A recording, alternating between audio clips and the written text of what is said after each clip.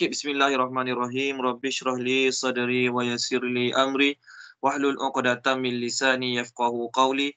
Rabbi yassir wa la tu'assir wa tammim bil khair ya fattah wa bika nasta'in. Subhanaka la ilma lana illa ma 'allamtana innaka antal alimul hakim. Allahumma anfa'na bima 'allamtana wa 'allimna ma yanfa'una wa zidna ilma walhamdulillahi rabbil alamin. Okay, baik, ayat kita hari ini, ya bani Adam qad anzalna 'alaikum libasan yuwari sawatikum warisha. Boleh? Okay, baik. Ya bani Adam, terjemah dia wahai anak-anak Adam. Ya bani Adam, terjemah dia wahai anak-anak Adam. Qad, sesungguhnya. Qad, sesungguhnya. Anzalna, kami telah menurunkan. Anzalna, kami telah menurunkan. Alaikum, kepada kamu. Alaikum, kepada kamu boleh, ke atas kamu boleh. Libasan, pakaian. Libasan, pakaian. Okey. Libasan, pakaian. Yuwari, untuk menutup. Yuwari, untuk menutup. Okey. Yuwari, untuk menutup. Sawatikum, aurat kamu. Terjemah sawatikum, aurat kamu. Private part ni. Okay, orang pun terjemah private part. Okey, baik. Aurat tu sendiri dah bahasa Arab. Aurat tu sendiri bahasa Arab. Apa terjemah aurat? Perkataan aurat, sekiranya kita tengok kamus Arab ke Melayu, terjemah aurat ialah anggota yang dimalui membukanya. Itu terjemah bahasa Melayu lama lah. Anggota yang dimalui membukanya. Maksudnya seorang akan rasa malu bila buka kawasan tersebut, bila berhadapan dengan orang lain. Itu maksud aurat.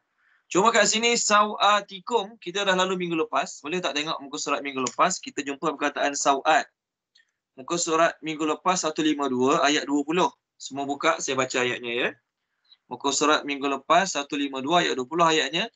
Fawas wasalahuma syaitan liyubdiyalahuma ma wuri'anhuma min sawatihima. Sawat. Jadi kenapa perkataan sawat tu memberi makna kemaluan ataupun aurat ataupun private part? Kerana tempat tersebut sekiranya terbuka, terdedah kepada orang ramai, sama ada sengaja atau tak sengaja, ia akan memburukkan si empunya. Ia akan memburukkan orang yang memiliki ataupun tuan kepada aurat tersebut. Sebab tu nama dia sawat. Maksudnya sawat ni benda yang tak elok sangat dibuka. Walaupun kita kata bagi orang yang tidak agama Islam pun, bagi mereka benda tu adalah benda yang sangat tak elok untuk dibuka. Okey, tak apa, teruskan. Wa dan risha, perhiasan. Risha, perhiasan. Okey, terjemahkan dia, Puan Ainah, ayat ni. Bismillahirrahmanirrahim. Wahai anak-anak Adam, sesungguhnya kami telah menurunkan ke atasmu pakaian untuk menutupi aurat kamu dan perhiasan. Dan okey, tambah sikit sebagai perhiasan. Betul lah tu Sebagai terjemah dia. perhiasan. Okey, baik. Setelah Allah Ta'ala menceritakan kejadian manusia satu dalam surah ni, kita imbas sekali lalu. Muka surat 151 Allah cerita tentang kejadian manusia. Itu satu. Kemudian dalam ayat yang sama, ayat 10, Allah Ta'ala cerita juga tentang Allah Ta'ala bagi pada kita kat dunia ni livelihood, sumber-sumber kehidupan. Di mana saja kita berada, Allah Ta'ala dah sediakan sumber-sumber kehidupan untuk kita. Kemudian Allah sambung lagi, nikmat yang Allah Ta'ala bagi pada manusia kita ni anak Adam ialah Allah Subhanahu Wa Ta'ala telah menurunkan bersama-sama Adam. Allah Ta'ala telah memberikan kepada seluruh anak-anak Adam, kitalah, libasan pakaian. Libasan pakaian, warisha dan perhiasan. Ada dua makna risha tu. Pertama, libasan tu pakaian dipakai belah dalam. Okey, pakaian dipakai belah dalam. Warish ataupun pakaian yang biasa dipakai semua orang. Rishan tu kita kata baju luar. Orang Arab, kalau kita tengok setengah orang Arab, dia pakai jubah. Jubah macam saya pakai ni. Dan ada satu jubah lagi belah luar. Ada satu lagi jubah belah luar. Walhal kalau jubah belah luar tu tak pakai pun tak apa. Dah tutup aurat dah. Dia pakai jubah.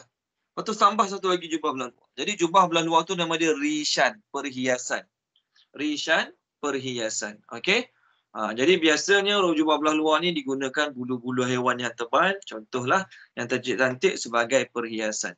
Jadi Allah Ta'ala nak bercerita pada kita nikmat Allah pada kita seluruh umat manusia ialah pakaian. Ialah pakaian. Okey, baik. Saya ada share kat grup tadi. Puan Aina boleh ke share skrin tu dekat skrin kita sekarang? Boleh ke Puan Aina? Lupa nak beritahu tadi. Puan Aina boleh ke? Tadi saya ada share dekat grup. Okey. Doa pakai pakaian. Hadis yang diriwayatkan oleh Imam Ahmad daripada Abu Umamah radhiyallahu anhu. Abu Umamah kata, bila kita pakai baju, baca doa, Alhamdulillahilladzi kasani ma wari bihi aurati wa atajammalu bihi fi hayati. Okey, nampak tu hadis dia. Okey, nampak saya harap semua boleh nampak atas tu doa dia. Alhamdulillahilladzi kasani, segala puja bagi Allah yang telah beri pakaian padaku, apa yang wari boleh menutup bihi dengannya aurati auratku. Sebab tu saya kata aurat tu bahasa Arab. Wa atajammalu bihi fi hayati, dan aku boleh bercantik-cantik, berhias-hias dengannya dalam kehidupan aku. Jadi kita nak pakai baju lepas ni, amalkanlah doa tu. Kemudian Abu Umamah radhiyallahu anhu disambung lagi lepas dia baca doa tu pada anak murid dia yang menyampaikan hadis ni. Dia kata, aku telah mendengar Umar Al-Khattab berkata. Aku telah mendengar Umar Al-Khattab berkata, bawah tu Nabi SAW bersabda, manis tajadda sauban. Barang siapa yang dapat baju baru. Barang siapa yang beli baju baru ke, dapat free ke beli, fala bisahu, lalu dipakainya. Faqala hina yablugha tarqwatahu, lalu ketika mana dia pakai baju tu sampai kat tulang belakang dia. Dia pun baca doa tadi. Alhamdulillahilladzi kasani ma waribi aurati wa atajamalu bi fahiyati. Thumma abada ila thawbil khalaqi. Kemudian dia pergi kat baju lama dia. Dia dapat baju baru. Dia ambil salah satu baju lama dia, fatasaddaqa bihi, dia sedekah kat orang. Kana fi zimmatillah wa fi jiwarillah wa fi kanzillah hayyan wa maitan. Maka dia dalam perlindungan Allah, dalam jaminan Allah, dalam perlindungan Allah, dalam jaminan Allah, dan dalam pemeliharaan Allah, sama ada dia hidup ataupun dia mati. Hadis riwayat Imam Tirmizi, Imam Ahmad, dan juga daripada Abdullah bin Mas'ud, sama juga. Jadi okey, terima kasih Puan Aina. Jadi pertama, hadis tu nak ajar doa pakai baju. Hadis tu nak ajar doa pakai baju. Yang kedua, kalau kita nak dapat pahala besar lagi, baju kita ni banyak mana sangat kita boleh pakai. Kadang-kadang baju terlalu banyak, 5-6 almari setahun sebab pakai sekali. Kadang-kadang 2-3 tahun tak sempat nak pakai pun. Jadi kita hadkan baju kita. Jubah aku boleh banyak 10 lai je, contoh. Jubah aku boleh banyak 10 lai je. Baju Melayu aku boleh banyak 8 lai je, contoh. Jadi bila dapat saja yang baru, ambil yang lama bagi orang. Lalu bila kita buat macam tu, kita pakai baju yang baru kita dapat, kita beli tu, baca doa tu, maka kita sentiasa dalam pemeliharaan Allah, dalam jaminan Allah. Jadi kita dah belajar hadis tu malam ni, cubalah amal. Esok lusa dapat baju baru ke, ataupun hari ni boleh beli lagi kat Shopee sebelah ni. Okey, beli pakaian murah-murah, contoh beli, ambil yang lama bagi orang. Allah Ta'ala akan bagi banyak. Selama mana orang tu pakai, sama ada dia pakai hanya untuk melindungi panas, sama ada dia pakai hanya untuk melindungi badan daripada sejuk, kita dapat pahala. Apatah lagi kalau dia pakai, orang kita bagi baju kat dia tu, dia pakai untuk ibadat, Masya Allah, lagi banyak pahala kita dapat. Sebenarnya dalam sebuah hadis Nabi kata, yaqulu ibnu Adam mali mali. Anak Adam ni suka sebut, ni hartaku, ni hartaku, ni hartaku, ni hartaku. Wa halaka mim malika illa ma akalta fa afnaita. Tidaklah harta kamu melainkan apa yang kamu makan lalu habis. Apa kita makan habis, itulah harta kita. Wa ma labista fa ablaita, apa kamu pakai lalu lusuh. Kita pakai sampai lusuh, tak boleh pakai dah. Itu harta kita. Wa ma tasaddaqta fa amdaita. Dan kita sedekah lalu habis. Itu je harta kita. Wa ma siwa zalika fazahibun wa tarikuhu linnas. Selain pada 3 tu, benda tu akan ditinggalkan jadi milik orang lain. Benda tu akan ditinggalkan jadi milik orang lain. Beli baju simpan banyak-banyak. Okey, baju simpan banyak-banyak. Bukan harta kita pun. Nabi kata yang harta kita, pada kita makan masuk mulut atau habis, tu betul-betul harta kita. Yang kita pakai sampai lusuh, sampai dah tak boleh pakai dah. Itu yang kedua. Yang ketiga, kita sedekahkan. Yang lain tu, duit dalam bank ada berlambak lagi. Pakaian dalam almari ada 6 almari lagi. Yang tak pakai-pakai pun ada lagi. Nabi kata tu bukan kita punya sebenarnya. Itu semua akan ditinggalkan, akan jadi milik orang lain. Kita dah mati, baju tu dibagi-bagi pada orang lain, kita tak dapat pahala dah masa tu. Kita dah mati, baju tu akan jadi milik anak-anak isteri kita, faraid. Dan anak kita tak pakai jubah macam kita contoh. Isteri kita pun tak pakai jubah kita, kalau isteri nak pakai jubah lelaki, lalu dia sedekah kat orang baju-baju tu. Maka pahala tu tak dapat kat kita dah. Pahala tu dapat kat anak isteri kita lah sebab dia yang bagi. Jadi kalau kita nak pahala berterusan sampai kita mati, bagi sekarang. Bagi sekarang baju-baju. Kita banyak-banyak tak boleh pakai. Okey, nak time PKP ni bekerja daripada rumah. Pakai kabel lekat je kadang-kadang dalam rumah, kelas lain pakai kabel lekat je, orang bukan nampak pun contoh. Jadi bagi kat orang, masya-Allah. Bila bagi kat orang, setiap kali orang tu pakai, dia pakai untuk menutup aurat, dia pakai untuk pergi kerja, dia pakai untuk apa saja perbuatan dia, kita dapat pahala. Apatah lagi kalau dia pakai untuk ibadat pada Allah Subhanahu Wa Taala. Okey, seterusnya, wadan libasu pakaian. Libasu pakaian. At-taqwa, taqwa. Okey, at-taqwa, taqwa. Zalika demikian itu. Zalika demikian itu. Khair lebih baik. Khair lebih baik. Zalika demikian itulah. Zalika demikian itulah. Min daripada ayatillah. Ayat-ayat Allah. Ayatillah. Ayat-ayat Allah.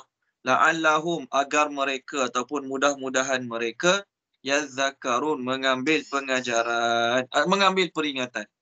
Yazzakarun mengambil peringatan. Okey, baik. Terjemahkan dia. Puan Norazilah. Terjemahkan Puan Norazilah boleh? Ayat kita ni. Sekejap Auzubillahi minasyaitonirrajim. Dan pakaian takwa demikian itu lebih baik. Demikian itulah daripada ayat-ayat Allah. Mudah-mudahan mereka mengambil peringatan. Okey, baik. Pertama Allah Ta'ala kata nikmat Allah pada kamu adalah pakaian. Ayat kita bincang tadi. Kemudian dalam banyak-banyak pakaian takwa yang lebih baik. Pakaian takwa adalah yang lebih baik. Jadi apa maksud pakaian takwa ni? Ikrimah radhiyallahu anhu berkata, maksud pakaian takwa dalam ayat ini ialah pakaian orang bertakwa di syurga adalah lebih baik daripada semua pakaian-pakaian kat muka bumi ini. Ini salah satu terjemahan. Yang kedua daripada Ibnu Juraij, beliau berkata, maksud pakaian takwanya adalah iman. Maksud pakaian takwa ni adalah amal soleh. Maksud pakaian takwa ni adalah akhlak, keceriaan pada wajah. Macam-macam penafsiran bagi pakaian takwa ni. Jadi, kadang-kadang bahasa Arab sebut pakaian tu bukanlah maksudnya pakaian. Sebut pakaian tapi bukan pakaian. Contoh, dalam bab suami isteri. Allah Ta'ala kata dalam bab suami isteri, mereka pakaian bagi kamu, kamu pakaian bagi mereka. Apa maksud pakaian? Adakah maksudnya baju? Seluar? Bukan. Tengok surah Baqarah. Boleh tak buka surah Baqarah? Nik Marisa boleh tak baca? Surah Al-Baqarah. Ayatnya panjang tapi baca sikit je. Nak cerita perkataan pakaian tu. Muka surat, boleh tak buka muka surat 29? Muka surat 29. Ayatnya panjang, 187. Tapi baca sikit je. Saya baca ayat dulu ayat dia. Uhilla lakum laylatas siyamir rafathu ila nisaikum hunna libasul lakum wa antum libasul lahun. Baca sampai situ je terjemah dia. Tolong baca Nik Marisa.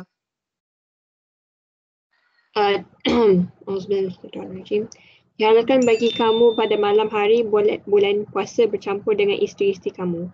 Mereka itu adalah pakaian bagimu dan kamu pun adalah pakaian bagi mereka. Allah mengetahui. Okey, cukup Nik Marisa. Terima kasih Nampak? Allah kata suami isteri itu, suami adalah pakaian bagi isteri, pakaian bagi suami. Kita pakaian, kita bukan pakaian. Jadi Allah guna lafaz pakaian, tapi maksudnya bukan pakaian. Maksudnya selain daripada pakaian. Apa maksud pakaian isteri pakaian bagi suami, suami pakaian bagi isteri? Ada 4 maksud. Pertama, sumber ketenangan. Manusia bila tak pakai baju, tak pakai apa-apa, dia tak tenang. Kena pakai baju baru tenang. Yang kedua, sebagai pelindung. Bila pakai pakaian, lindungi seseorang daripada panas, sejuk. Macam tu juga orang ada suami isteri ni dia terlindung daripada dosa maksiat. Yang ketiga, sebagaimana manusia memerlukan pakaian, macam itulah kat manusia memerlukan pasangan. Lelaki perlukan perempuan, perempuan perlukan lelaki. Yang keempat, ini saya berjumpa yang keempat saya baru dengar ceramah. Maksud ini ialah sebagaimana pakaian menutup aurat manusia, sebagaimana pakaian digunakan untuk menutup aib-aib kekurangan yang ada dalam badan kita, pada badan kita, macam itulah juga suami patut menutup aib-aib yang ada pada isteri, isteri juga patut menutup aib-aib yang ada pada suami. Okey. Itu bukan tajuk kita malam ni, cuma saya nak cerita Allah sebut lafaz pakaian tapi bukan beri makna pakaian.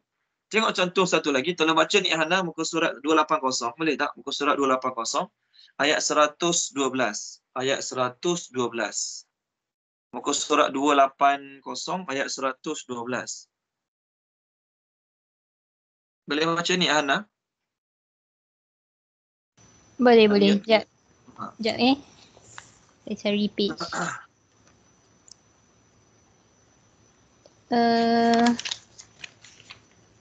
Ayat 112. Muka surat 280. 28. Salah page. Sorry. Kalau tengok page tu ada ayat fa'azaqahallahu libasal ju'. A'udzubillahi minasyaitonirrajim. Dan Allah telah membuat suatu perumpamaan dengan sebuah negeri yang dahulunya aman lagi tenteram. Rezeki datang kepadanya melimpah ruah dari segenap tempat. Tetapi penduduknya mengingkari nikmat-nikmat Allah. Kerana itu Allah merasakan kepada mereka pakaian, kelaparan dan ketakutan. Disebabkan apa yang selalu mereka perbuat. Pakaian kelaparan dan pakaian ketakutan. Pakaian kelaparan dan pakaian ketakutan. Lapar dan takut bukan pakaian. Lapar dan takut bukan pakaian. Lapar dan takut benda yang menyelubungi manusia. Oleh kerana dia perasaan takut, rasa lapar menyelubungi manusia, maka Allah Ta'ala sebutnya sebagai pakaian. Jadi adakah lapar tu kain kotor ke, kain licin ke, kain tebal? Bukan. Jadi dalam dua ayat yang kita refer surah Baqarah dengan surah An-Nahl ni, Allah guna lafaz pakaian tapi tidak memberi makna pakaian. Sebab tu saya terangkan tadi, bila kita terjemah pakaian takwa, ada kata amal soleh, ada kata iman, ada kata keceriaan pada wajah, ada kata memberi makna akhlak yang baik. Jadi, satu boleh terjemah pakaian takwa tu ialah kita terjemah ikut zahir, ikut yang literal. Allah sebut pakaian takwa tu lagi baik. Maksudnya ialah pakaian ahli takwa di syurga jauh lagi baik pada pakaian-pakaian orang lain di dunia ni. Itu satu. Yang kedua, boleh juga kita kata Allah Ta'ala memang bagi pakaian pada kita. Tapi pakaian macam mana kita nak pakai? Pakaian macam mana kita nak pakai? Maka oleh kerana itulah ada ulama yang menterjemahkan walibasu ahli taqwa zalika khair. Dalam banyak-banyak pakaian atas muka bumi ni, pakaian orang yang bertakwa tu lagi baik. Okey, macam-macam baju boleh pakai, macam-macam fashion boleh pakai. Jadi di kalangan banyak-banyak baju tu, di kalangan banyak-banyak fashion tu, yang mana paling baik? Yang dipakai oleh ahli takwa tempat kamu, itulah yang terbaik. Yang dipakai oleh ahli takwa di tempat kamu, itulah yang terbaik. Sebab tu, di Malaysia ni, kalau seorang tu pakai jubah memang baiklah. Pakai jubah, kopiah, serban memang baiklah. Kalau tak pakai jubah, serban, kopiah pun, apa pakaian ahli taqwa tempat kita? Pakaian ahli taqwa tempat kita, sebagaimana kita tengok dulu-dulu, pakai baju Melayu. Contoh bagi lelaki lah, pakai baju Melayu. Jadi, kita ada orang tanya, baju Melayu kan sunnah Nabi pun. Nabi pakai baju Melayu. Pernah tengok Nabi ada dalam hadis Nabi pakai baju Melayu? Tak, Nabi tak pakai baju Melayu. Memang Nabi tak pakai baju Melayu. Tapi sekiranya baju Melayu kat tempat kita, merupakan pakaian yang dipilih oleh orang-orang takwa. Orang dekat dengan Allah, orang-orang agama pakai baju Melayu. Maka kita pun pakai baju Melayu, kita telah beramal dengan ayat ini. Maksudnya, pakaian ahli takwa kat tempat kita, itulah yang terbaik. Okey, baik. Kemudian, ada pula yang kata, pakai sunnah, pakai jubah. Nanti tuan-tuan akan jumpa.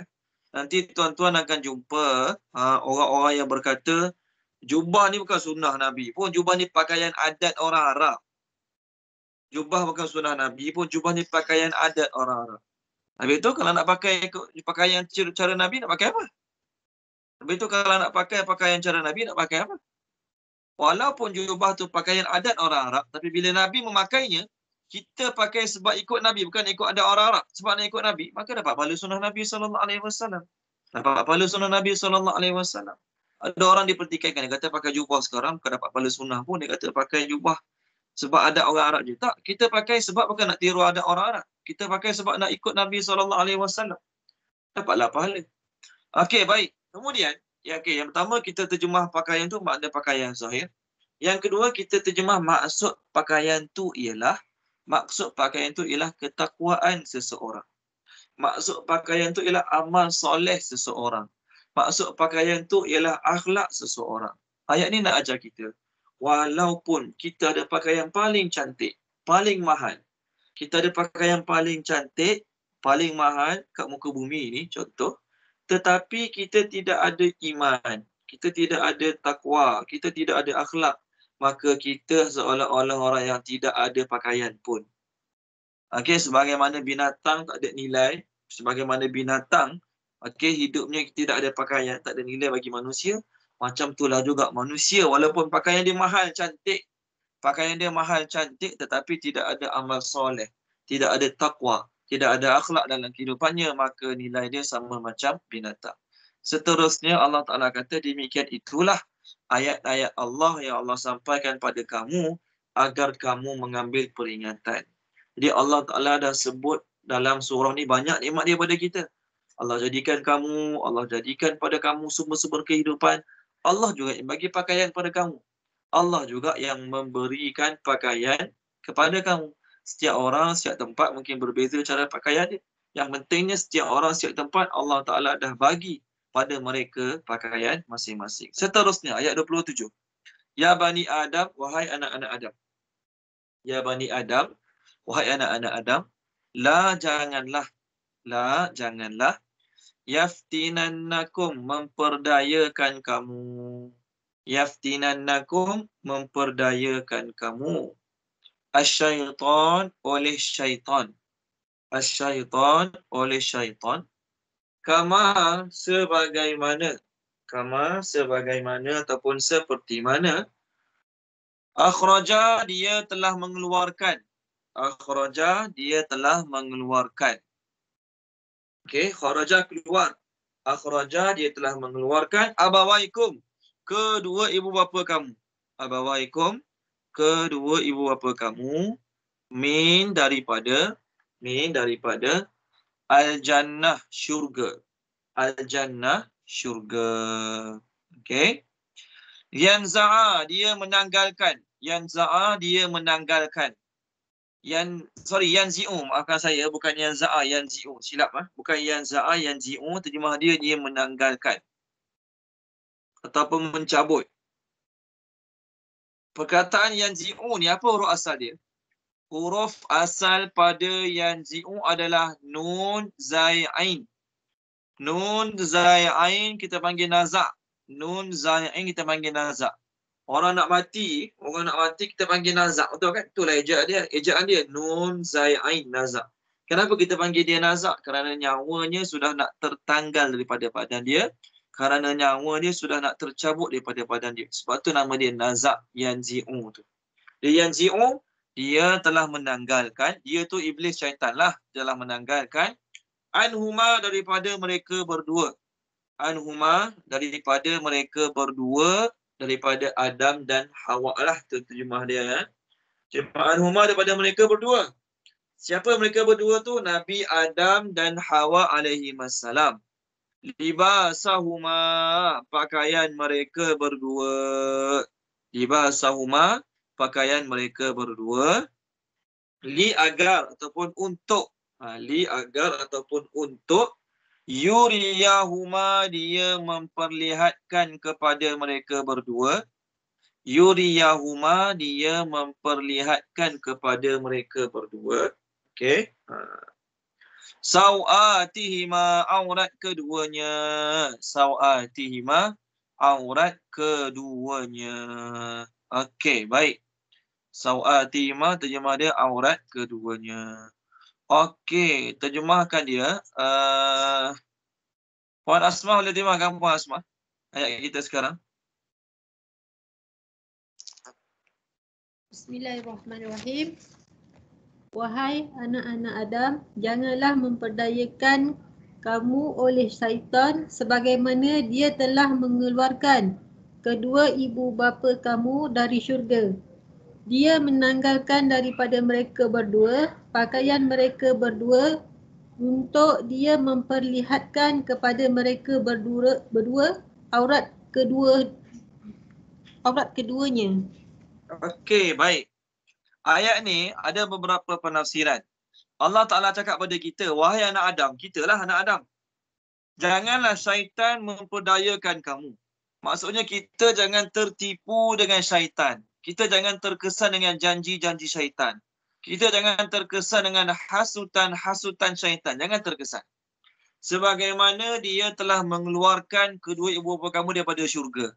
Sebenarnya bukan syaitan yang keluarkan. Allah yang suruh Nabi Adam keluar pada syurga. Allah yang suruh Hawa alaihissalam keluar pada syurga.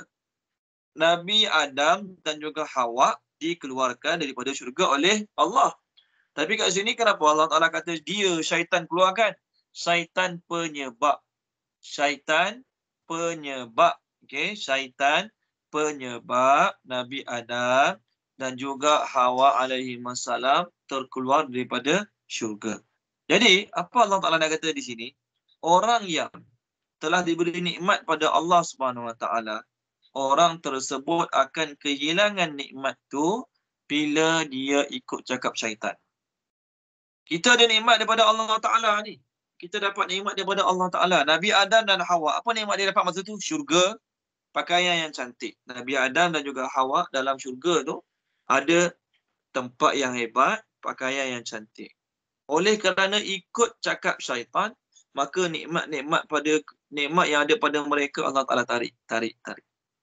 Sama lah juga, kita sekarang bukan dalam syurga, tapi kita ada nikmat tak? Ada nikmat apa nikmat? Allah Ta'ala bagi nikmat Islam, nikmat iman, nikmat ilmu, nikmat beramal, nikmat family, nikmat ada duit, nikmat ada kerja. Contoh. Bila kita mula ikut cakap syaitan hasut tu kita buat, hasut ni kita buat, maka Allah Ta'ala akan tarik sikit nikmat tu pada kita. Walaupun gaji kita tak kurang, orang lain PKP kena buang kerja, gaji kena potong, kita gaji macam biasa. Walaupun gaji kamu macam biasa, tapi ada nikmat Allah tarik pada kamu. Iman Allah tarik. Kemanisan amal Allah Ta'ala tarik. Dulu kalau seminggu tak mengaji langsung rasa tak tenang hidup. Nak kena mengaji jugalah seminggu ni 5-6 muka surat. Sekarang bila nikmat tu Allah Ta'ala tarik, 3-4 bulan PKP duduk rumah saja-saja, tak baca Quran tak rasa apa pun. 3-4 bulan duduk rumah saja-saja, tak baca Quran tak rasa apa-apa pun. Tak rasa bersalah pun, tak rasa rugi pun, tak rasa kekurangan pun. Kerana Allah Ta'ala dah tarik nikmat. Jadi, Nabi Adam dan Hawa alaihissalam ada nikmat syurga pakaian yang indah. Masa dia duduk dalam syurga tu, tak perlu fikir risau makan minum, tak perlu risau hujan panas, tak perlu risau fikir apa saja. Semua Allah Ta'ala settlekan dalam syurga. Tapi oleh kerana dia dengar cakap syaitan, maka Allah Ta'ala cabut kedua-dua nikmat tu, nikmat syurga dan juga nikmat pakaian daripada Adam alaihissalam. Jadi Allah Ta'ala nak ajar kita, kamu sekarang ada nikmat tak manusia? Kamu ada nikmat keluarga, ada nikmat duit, ada nikmat tempat tinggal. Kalau kamu banyak sangat ikut cakap syaitan, Allah Ta'ala boleh tarik nikmat tu pada kamu. Allah Ta'ala boleh buat kamu hilang pekerjaan. Allah Ta'ala boleh buat kamu hilang income bulan-bulan. Tak susah bagi Allah Subhanahu Wa Ta'ala. Tak susah pun bagi Allah Ta'ala untuk cabut nikmat tu pada kamu. Kemudian Allah Ta'ala detailkan lagi penipuan syaitan. Allah Ta'ala detailkan lagi penipuan syaitan kepada Adam dan juga Hawa alaihissalam. Allah Ta'ala kata, dia telah menanggalkan daripada mereka berdua pakaian mereka berdua. Dia, iblis, syaitan, telah menanggalkan daripada Adam dan Hawa pakaian mereka berdua. Iblis tak tanggalkan pun. Bukannya ada iblis lagi cabut pun. Bukan. Iblis tahu buat benda haram akan tertanggal pakaian. Maka iblis suruh mereka buat benda yang dilarang dalam syurga untuk buat pakaian mereka tertanggal. Jadi apa iblis dapat kalau manusia dapat tanggal pakaian ni? Okey. Apa iblis dapat kalau manusia tanggal pakaian? Iblis kenyang ke? Tak. Iblis sengaja suruh manusia tanggalkan pakaian untuk hilangkan kemuliaan manusia. Iblis dengki dengan Adam, iblis dengki dengan orang nama manusia ni maka Iblis nak jatuhkan kemuliaan dia, Iblis usaha supaya dia buka aurat. Supaya terbuka aurat dia. Bila terbuka aurat dia, maka hilanglah kemuliaan dia. Okey, baik. Jadi sekarang kalau kita tengok zaman sekarang. Sebenarnya kita nak masuk ayat, syaitan menipu orang-orang Quraisy sampai mereka tawaf telanjang. Kita masuk lepas ni. Syaitan menipu orang-orang Quraisy, mereka rasakan mereka buat ritual agama sampai mereka tawaf dalam keadaan telanjang. Itu kita nak masuk. Tapi zaman sekarang, syaitan telah menipu manusia, okey, sehingga manusia menjadi orang yang suka membuka aurat-auratnya. Manusia, tak kisahlah di Islam ke bukan Islam, maka syaitan akan menjanjikan kecantikan. Kalau awak buka aurat, orang akan pandang awak, orang akan suka ke awak, orang akan minat awak. Itu janji-janji syaitan. Kalau awak buka aurat, tayang aurat awak, orang akan lebih perhatian pada awak, orang akan macam-macam. Jadi pertama, syaitan tipu orang yang buka aurat tu, agar dia yang buka aurat tu tak rasa bersalah pun, agar dia yang buka aurat tu tak rasa hina pun, agar dia yang buka aurat tu tak rasa hilang kemuliaan pun. Sedangkan Allah Ta'ala muliakan manusia dengan pakaian. Ayat sebelum ni kita masuk mengenai pakaian kan. Allah Ta'ala muliakan manusia dengan pakaian, tapi syaitan tipu agar manusia buka pakaian. Lelaki baik, perempuan baik. Lelaki dia rasa lagi okey kalau pakai seluar pendek pergi kulu gila. Dia rasa lagi okey pakai singlet. Okey, nampak ketiak pergi kulu gila lelaki. Senang kan? Manusia ni Allah Ta'ala buat kemuliaan dia bila lagi banyak dia tutup badan dia, lagi mulia diri dia di sisi Allah Ta'ala. Jadi pertama syaitan tipu manusia ini sehingga manusia masing-masing galak nak buka pakaian. Kita alhamdulillah lah, Allah Ta'ala pilih jadi orang Islam, dapat amal agama, dapat tutup aurat tu, alhamdulillah, bagus sangat. Itu yang pertama. Yang kedua, syaitan juga menipu orang-orang yang sekeliling mereka yang buka pakaian tadi dengan berkata, dia tu bukan orang jahat walaupun dia tak pakai tudung. Walaupun dia pakai seksi, tak tutup aurat, kaki dia nampak, contohlah tangan lengan dia nampak. Tapi dia baik. Dia tak pakai tudung, dia tak pakai tudung. Tapi dia tak pernah mengata ke orang. Dia tak pernah pun mengumpat orang. Dia tak pernah pun ambil hak orang. Dia walaupun tak pakai tudung, contohlah, tapi dia tu tak pernah pun buat salah tu, buat salah ni. Nampak? Jadi syaitan telah menipu kita ni dengan menganggap orang yang tak pakai tudung tu dia baik. Sebab dia tak menipu, tak ambil rasuah, tak mencuri, tak mengata orang, dia baik. Jadi bila orang yang tu dia rasa, orang yang tak tutup aurat tu, dia rasa dia okey, tak ada masalah, bangga orang tengok, suka orang tengok, dia pertama kena tipu dengan syaitan. Yang kedua kita ni, yang Allah pilih faham agama sikit-sikit ni, tutup aurat, kita pula tertipu dengan perkataan walaupun dia tak pakai tudung tapi dia baik. Bahaya tu. Kita tertipu dengan perkataan walaupun dia tak pakai tudung tapi dia baik. Walaupun dia pakai buka aurat tapi dia baik, tak pernah mengata orang. Contoh, syaitan buat orang tu nampak baik dalam keadaan orang tu buat benda salah. Ya, kita tak nafikan kebaikannya ada pada dia. Baguslah dia tak mengata orang, baguslah dia tak ngumpat orang, baguslah dia tak mengutuk orang, tak ambil rasuah, bagus. Tapi bila dia buka aurat, dia kena ingat dia telah ditipu oleh syaitan. Bila dia membuka aurat, dia kena ingat yang dia telah pun ditipu oleh syaitan.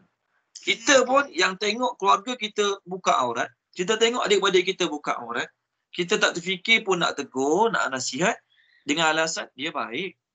Walaupun dia tak pakai tudung, tapi dia jaga semayang. Walaupun dia pakai seluar pendek, tapi dia tak pernah dahaka pada mak ayah, contoh. Dia baik. Dua-dua kena tipu. Yang buka aurat pun kena tipu dengan syaitan. Yang tak tegur pun kena tipu dengan syaitan. Sebab apa? Dia baik. Allah Ta'ala pesan, jangan. Syaitan tu memperdayakan kamu sampai dia dapat keluarkan kamu daripada syurga. Maksudnya sampai dia dapat hapuskan yang nikmat daripada kamu. Dan juga sampai dia dapat menanggalkan pakaian kamu. Satu, maksud tanggalkan pakaian tu, tanggalkan pakaian lah, buka aurat. Yang kedua, maksud tanggalkan pakaian ialah menghilangkan kemuliaan kamu. Maksud menanggalkan pakaian ialah menghilangkan kemuliaan kamu. Kita manusia ni mulia dengan iman, mulia dengan amal, mulia dengan akhlak. Syaitan dia tak suka tengok kita beriman, beramal, berakhlak. Kerana itulah sumber kemuliaan manusia. Syaitan tak suka. Maka syaitan akan usaha supaya kemuliaan tu tertanggal. Supaya kita hilang iman, hilang amal, hilang akhlak yang baik. Syaitan suka. Walaupun kita masih tutup aurat, walaupun kita masih pakai baju lawa tutup aurat sempurna, tapi bila iman dah tak ada, bila akhlak dah tak ada, bila amal dah tak ada, syaitan suka sangat. Itulah tipu daya syaitan. Maka Allah Ta'ala kata, wahai anak Adam, jaga-jaga. Syaitan ni tidak ada hari cuti. Hujung minggu tak cuti, Sabtu Ahad tak cuti. Orang PKP dia tak cuti. Orang Raya Haji, Maulidur Rasul, birthday Sultan, kita cuti. Dia tetap tak cuti. Dia akan gunakan apa saja, digunakan apa saja cara dia untuk menipu manusia. Pertama, untuk hilangkan iman daripada manusia. Yang kedua, untuk hilangkan kemuliaan yang ada pada manusia. Dia manusia pertama tak mulia bila dia buka aurat. Islam ke bukan Islam ke, akan hilang kemuliaan dia bila dia buka aurat. Itu yang pertama. Yang kedua, hilang kemuliaan dia walaupun dia masih pakai baju tutup aurat bila dia tidak beriman, bila dia tidak beramal, bila dia tidak berakhlak. Jadi apa syaitan dapat? Apa syaitan dapat kalau kita tak pakai pakaian? Apa syaitan dapat kalau wanita tu pakai seksi? Apa syaitan dapat? Syaitan tak dapat apa-apa pun. Syaitan bukan boleh kahwin dengan orang tu pun. Syaitan bukannya boleh buat apa-apa pun kalau orang tu buka aurat. Syaitan ni dia dengki pada kita. Apa itu dengki? Dengki ni ialah nak nikmat yang ada pada orang lain hilang. Sama ada nikmat tu dapat ataupun tidak pada dia, tu tak kisah. Yang penting nikmat ada pada orang tu hilang. Saya memang tak boleh dapat jawatan tu. Saya ni memang tak boleh dapat jawatan tu. Memang dari segi sijil saya, akademik saya, contoh tak boleh dapat jawatan tu. Saya buatlah macam mana pun, memang saya tak boleh dapat jawatan tu. Tapi kawan-kawan saya layak dapat, saya tak nak dia dapat. Saya akan usaha juga supaya dia tak dapat. Biarlah orang lain dapat, jadi kawan saya ni tak dapat. Sebab saya dengki dengan dia. Jadi dengki ialah, apa maksud dengki hasad? Dengki takrif dia ialah, inginkan nikmat yang ada pada orang lain hilang. Sama ada nikmat tu dapat pada dia ataupun tidak, tu cerita lain. Yang penting, mu tak dapat juga. Aku memang tak boleh dapat dah nikmat tu. Tak apalah aku tak dapat. Tapi mu pun aku tak nak dapat. Iblis bukan dapat untung apa-apa pun. Bila kita buka pakaian, bila kita buat dosa maksiat, Iblis tak dapat untung apa-apa pun. Betul kenapa dia nak? Dia dengki. Bila dengki dia kuat sangat, maka apa daripada kita, semua dia nak tanggalkan pada kita. Semua dia nak hilangkan pada kita. Termasuklah pakaian pun. Termasuklah pakaian pun yang Allah bagi pada kita sebagai perhiasan, sebagai nikmat daripada Allah, tu pun dia nak kita tinggalkan. Okey, baik. Kemudian, yang kedua, apa tujuan syaitan? Apa function? Apa tujuan syaitan suruh manusia buka aurat? Apa tujuan syaitan suruh manusia buka aurat? Jadi ikut ayat ni, Allah Ta'ala kata syaitan membuka pakaian kedua mereka untuk dia memperlihatkan kepada mereka berdua aurat mereka berdua. Pertama, Nabi Adam malulah bila terbuka auratnya sendiri. Hawa pun malu juga bila terbuka auratnya sendiri. Dua-dua malu. Yang kedua, syaitan nak masing-masing tengok aurat masing-masing. Okey, syaitan nak masing-masing tengok aurat masing-masing. Itu syaitan nak. Jadi, apa kaitannya dengan kita kat muka bumi ni? Pertama, syaitan nak suruh manusia tanggalkan pakaian agar hilang kemuliaan yang ada pada diri dia, pada diri manusia. Itu yang pertama. Yang kedua, syaitan nak seorang wanita ataupun lelaki buka aurat agar auratnya tu dilihat oleh orang lain. Agar auratnya dilihat oleh orang lain. Okey, agar auratnya dilihat oleh orang lain. Jadi syaitan buat manusia yang bernama wanita untuk tanggalkan pakaian. Apa tujuan dia? Supaya lelaki tengok dengan keadaan bernafsu bersyahwat. Syaitan suka. Begitu juga lelaki, syaitan buat dia tanggalkan pakaian, maksudnya tidak berpakaian sempurna, agar wanita tengok dengan perasaan syahwat.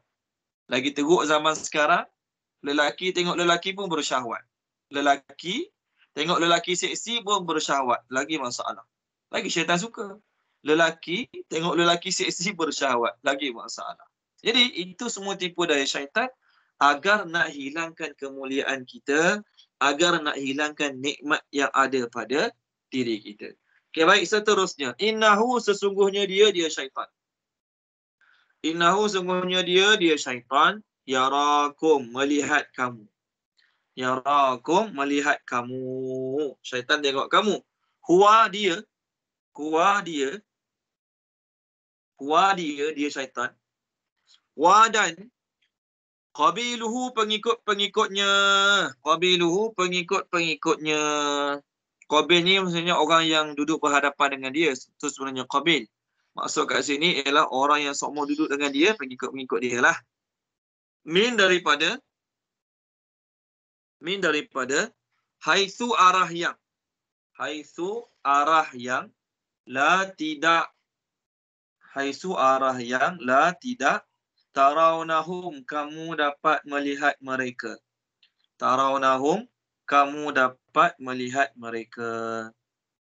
Inna sesungguhnya kami ja'alna menjadikan asyayatin syaitan-syaitan aulia pemimpin. Okey, aulia pemimpin li bagi allazina orang-orang yang la tidak okey, yu'minun beriman. Puan Zanaria terjemahkan boleh? Puan Zanaria, ayat kita sekarang ni. Boleh Ustaz. Bismillahirrahmanirrahim. Sesungguhnya ia melihat kamu, dia dan pengikut-pengikutnya daripada arah yang tidak kamu dapat melihat mereka. Sesungguhnya kami menjadikan syaitan-syaitan pemimpin-pemimpin bagi orang-orang yang tidak beriman. Okey, baik. Allah Ta'ala pesan pada kita. Memang kamu tengok depan, belakang, kiri, kanan tak nampak. Cuba tengok depan sekarang, kiri, kanan, atas, bawah tak nampak. Allah Ta'ala kata memang kamu tak nampak dia. Tapi dia senantiasa melihat kamu. Bukan dia seorang, bukan iblis seorang. Dia tu iblis lah. Bukan dia seorang. Tapi dia dan pengikut-pengikutnya, iaitu jin-jin yang jahat. Yang dengar cakap dia, ikut dia. Untuk menghasut manusia menanggalkan pakaian dan buat dosa maksiat yang lain. Allah Ta'ala kata mereka senantiasa melihat kamu, tapi kamu tak lihat mereka. Jadi Allah Ta'ala nak pesan, walaupun zahirnya kamu tak tengok mereka, tak nampak mereka, yakinlah mereka sentiasa tengok kamu. Jadi hari ni, kalau kita tanya perubatan Islam, rumah saya ada jin tak? Rumah saya ada jin tak? Jawapan dia kat mana-mana ada jin. Kat mana-mana ada jin. Masuk surau ada jin. Masuk masjid ada jin. Masjidil Haram ada jin. Kat mana-mana ada jin. Cumanya yang jadi masalahnya bila dia tak nak pindah duduk rumah kita, tak nak pergi tempat lain. Nak duduk situ je. Itu satu. Kemudian dia buat gangguan-gangguan. Tu kena berubat lah. Tapi kalau kita tanya mana-mana perubatan orang boleh scan ke orang yang pandai perubatan Islam ke, dia kata mana-mana ada jin. Saya panggil Ustaz Surukin. Ustaz boleh scan rumah saya ada jin tak? Memang mana-mana ada jin. Kat mana-mana dia tengok kita. Kat mana-mana dia nampak kita.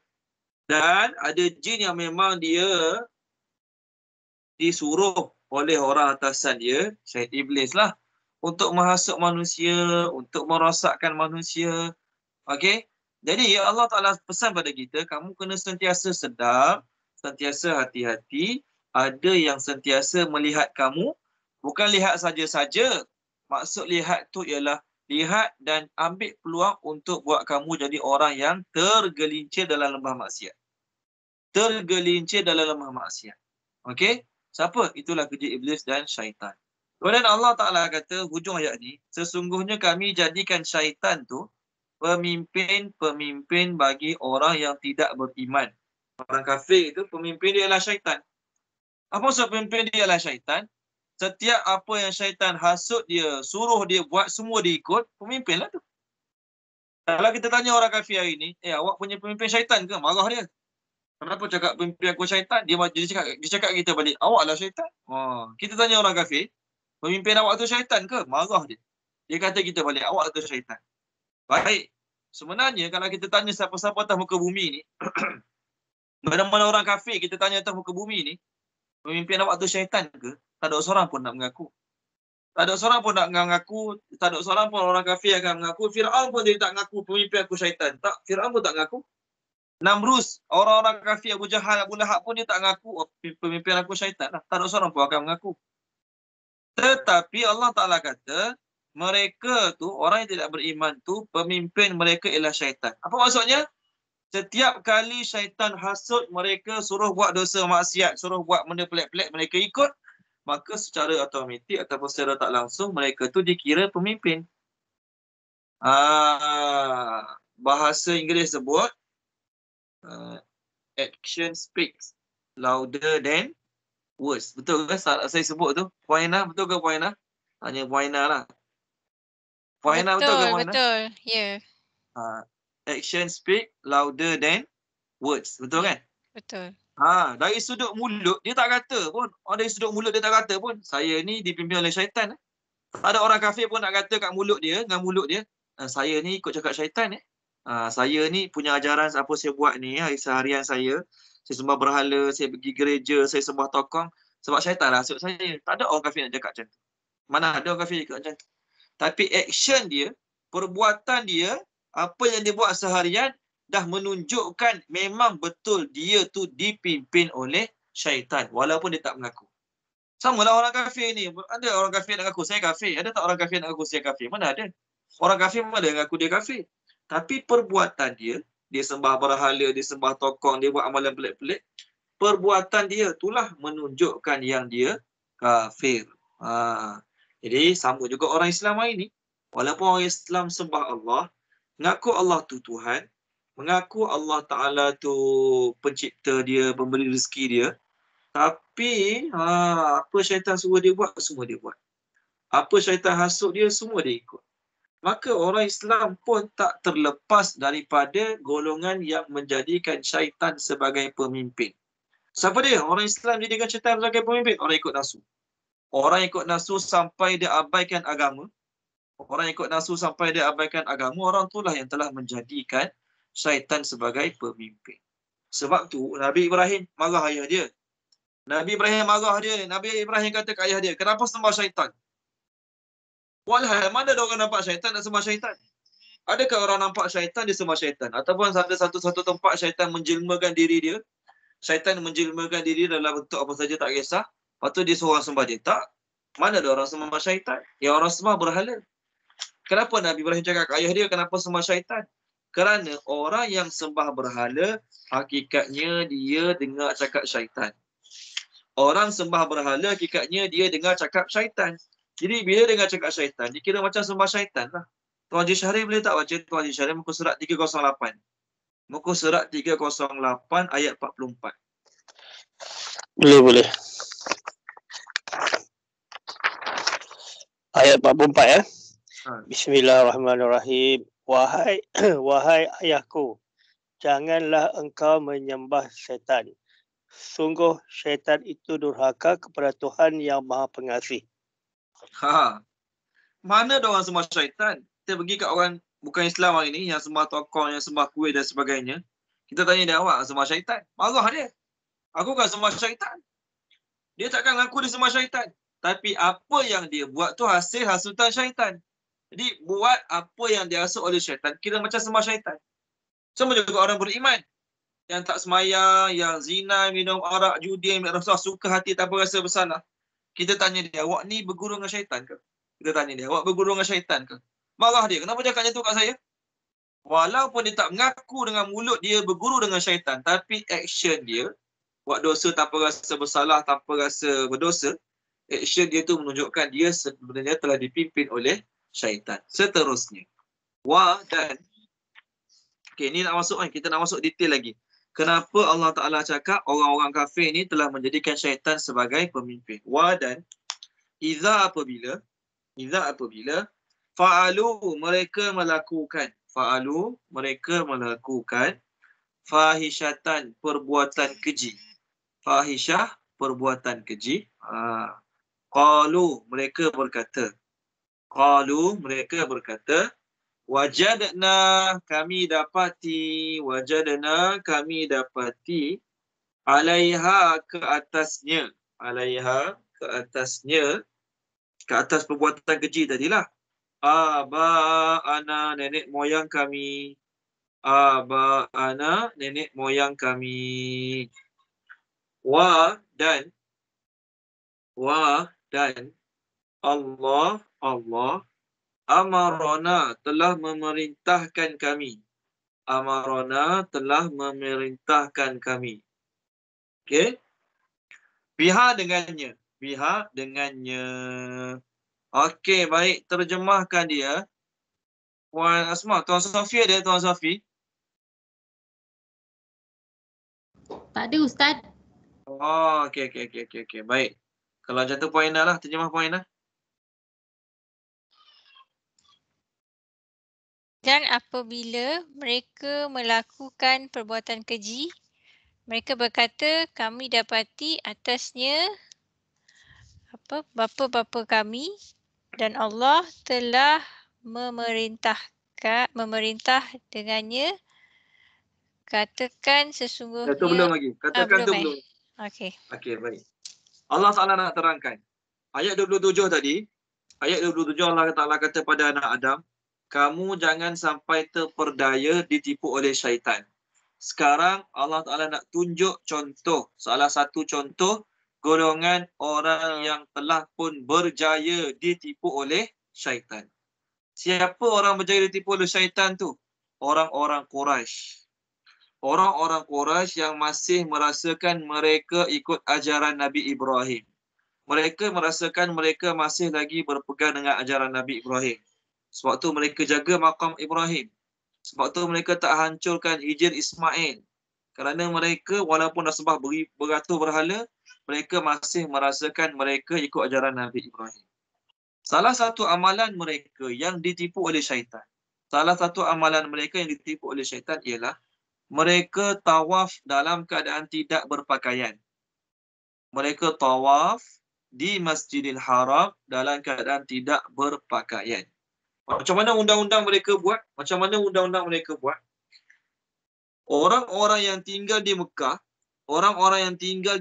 mereka tak perlu tawaf dalam keadaan tidak berpakaian. Sebab mereka ni dalam kategori humus, iaitu orang tuan rumah. Mereka adalah penduduk humus, iaitu orang tuan rumah lah. Humus ni maksudnya adalah orang yang tuan rumah.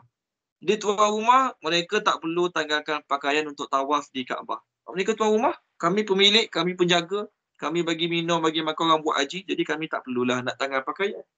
Undang-undang yang mereka buat, orang-orang yang datang daripada luar kota Mekah. Orang-orang yang luar, daripada kota Mekah datang nak buat haji atau buat umrah. Mereka hanya boleh tawaf dengan pakaian yang pertama, pakaian baru. Pakaian baru mereka tak pernah pakai lagi. Tak pernah guna sekali pun sebelum ni. Jadi kalau mereka nak tawaf dengan pakaian baru, mereka tawaf dengan pakaian baru. Pakai pakaian baru tu untuk tawaf. Lepas habis tawaf, pakaian tu tak boleh digunakan lagi. Pakaian tu tak boleh digunakan lagi untuk buat benda-benda lain. Pakaian tu tak boleh digunakan lagi untuk buat benda-benda lain. Nampak? Tu undang-undang dia. Pertama. Kalau tak ada pakaian baru, mereka kena buka pakaian mereka tawaf. Dengan keyakinan, pakaian aku sebelum ni, aku telah pakai buat dosa. Aku pakai buat maksiat. Aku pakai buat benda kejahatan. Jadi tak sesuai aku pakai pakaian tu untuk buat ibadat depan Allah Ta'ala kat Kaabah ni. Itu kefahaman mereka. Yang kedua, mereka hanya boleh pakai pakaian sekiranya mereka diberikan pakaian oleh ahmasi. Ahmasi ni ialah orang penduduk tempatan. Jadi mereka tak nak pakaian baru. Mereka datang daripada luar, pada Yaman contoh ke, pada Taif ke contoh. Mereka datang daripada luar Mekah. Mereka tak nak pakaian baru. Tetapi mungkin ada kawan baik duduk kat Mekah tu. Mungkin ada kawan baik ke, sepupu ke duduk kat Mekah, bagi dia pakaian. Ambil ni pakaian aku. Jadi mereka yang diberi pakaian boleh tawaf guna pakaian tu. Sebab pakaian tu milik tuan rumah.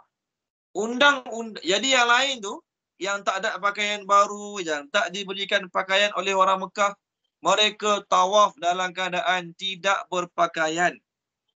Orang putih terjemah dalam ayat ni. And when they commit a fahisha, evil deed, going round the Kaabah in naked state. Ini bahasa Quran terjemah Inggeris. Quran terjemah Inggeris beritahu mereka pergi tawaf dalam keadaan tidak berpakaian. Mana ada penjaga pun.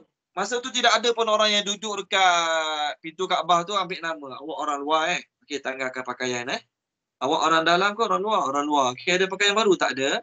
Ada orang bagi pakaian? Tak ada. Okey. Tak. Mereka masing-masing anggap ni agama. Jadi tak perlu orang pantau. Tak perlu orang cek satu-satu. Mereka yang datang daripada luar Kaabah, mereka sedar mereka orang luar, tak ada pakaian baru, tak diberi hadiah pakaian oleh orang-orang Mekah, mereka buka sendiri pakaian tersebut. Mereka buka, mereka tawaf. Lelaki-lelaki tawaf siang. Lelaki-lelaki tawaf siang. Tak pakai apa langsung. Lelaki tawaf. Tawaf dalam keadaan tidak berpakaian, masing-masing anggap mereka buat ritual agama. Masing-masing anggap mereka buat ritual agama. Sebab tu dalam ayat ni, Allah Ta'ala kata mereka buat benda keji. Lepas tu kalau tanya, kenapa buat benda keji macam ni? Mereka jawab, tak. Nenek moyang kami dah lama buat benda ni. Dan juga Allah suruh kami buat. Dah lah buat benda salah. Dia sandarkan kesalahan tu pada nenek moyang. Memang nenek moyang dia buat juga. Yang ketiga dia kata, Allah suruh buat. Lelaki tawaf tak pakai apa langsung. Tak pakai apa langsung. Sehurat benam pun, sehelai benam pun tak ada kat badan dia. Siang hari. Lelaki ramai-ramai. Tak apa perasaan malu, tanpa rasa bersalah. Masing-masing mereka rasa aku sedang buat benda yang Allah Ta'ala sangat suka. Aku sedang buat benda yang Allah Ta'ala sangat redha. Walhal kena tipu dengan syaitan. Walhal mereka ditipu oleh syaitan. Kemudian, wanita-wanita pula, mereka tawaf. Hanya menutup sedikit bahagian-bahagian penting. Mereka tawaf malam. Wanita-wanita pula yang datang pada luar Mekah yang buat haji atau buat umrah ni, mereka tawaf malam hari. Mereka tawaf malam hari, buka pakaian kecuali tutup part yang paling penting dia tutup. Lalu mereka pun bersyair. Mereka tawaf sambil bersyair. Sebut kuat-kuatlah. Al-yawma yabdu ba'duhu aw kulluh wa ma bada minhu fala uhilluh. Kata apa? Pada hari ini telah terbuka keseluruhannya ataupun sebahagiannya. Aurat dia lah. Pada hari ini telah terbuka keseluruhannya atau sebahagiannya. Wa ma bada minhu fala uhilluh. Walau bagaimanapun apa yang terbuka, yang nampak tu aku tidak halalkannya. Maksudnya bukanlah masa time-nya aku buka, siapa nak tengok marilah tengok, siapa nak pegang marilah pegang. Tak.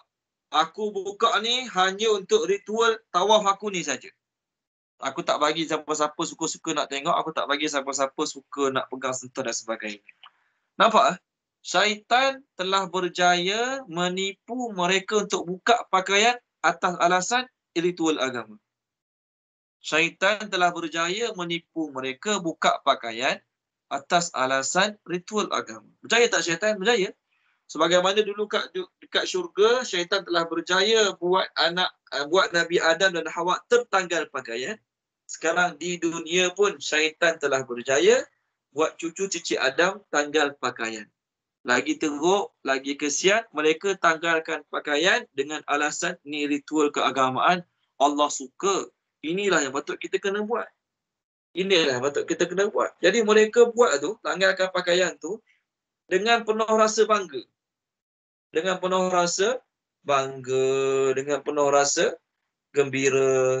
Kita kat Malaysia ni, ada tak orang yang suka jalan-jalan kat mana-mana pakai kain ihram? Pakai kain ihram, dia naik LRT, pergi KLCC, pergi zona negara, bawa anak isteri pakai kain ihram. Tak ada. Malu nak pakai pakaian tu kat Malaysia ni, tak ada orang nak pakai pakaian tu.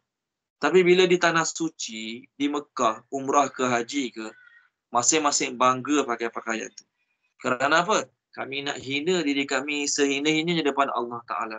Kami nak tanggalkan semua pakaian yang mewah. Kami nak tanggalkan semua pakaian-pakaian yang bangga-bangga. Kami nak tanggalkan semuanya, nak pakai ni di depan Allah Ta'ala. Bangga tak kita kat sana? Bangga. Pakai ihram dengan penuh bangga kerana kita anggap tu ritual agama kat sana.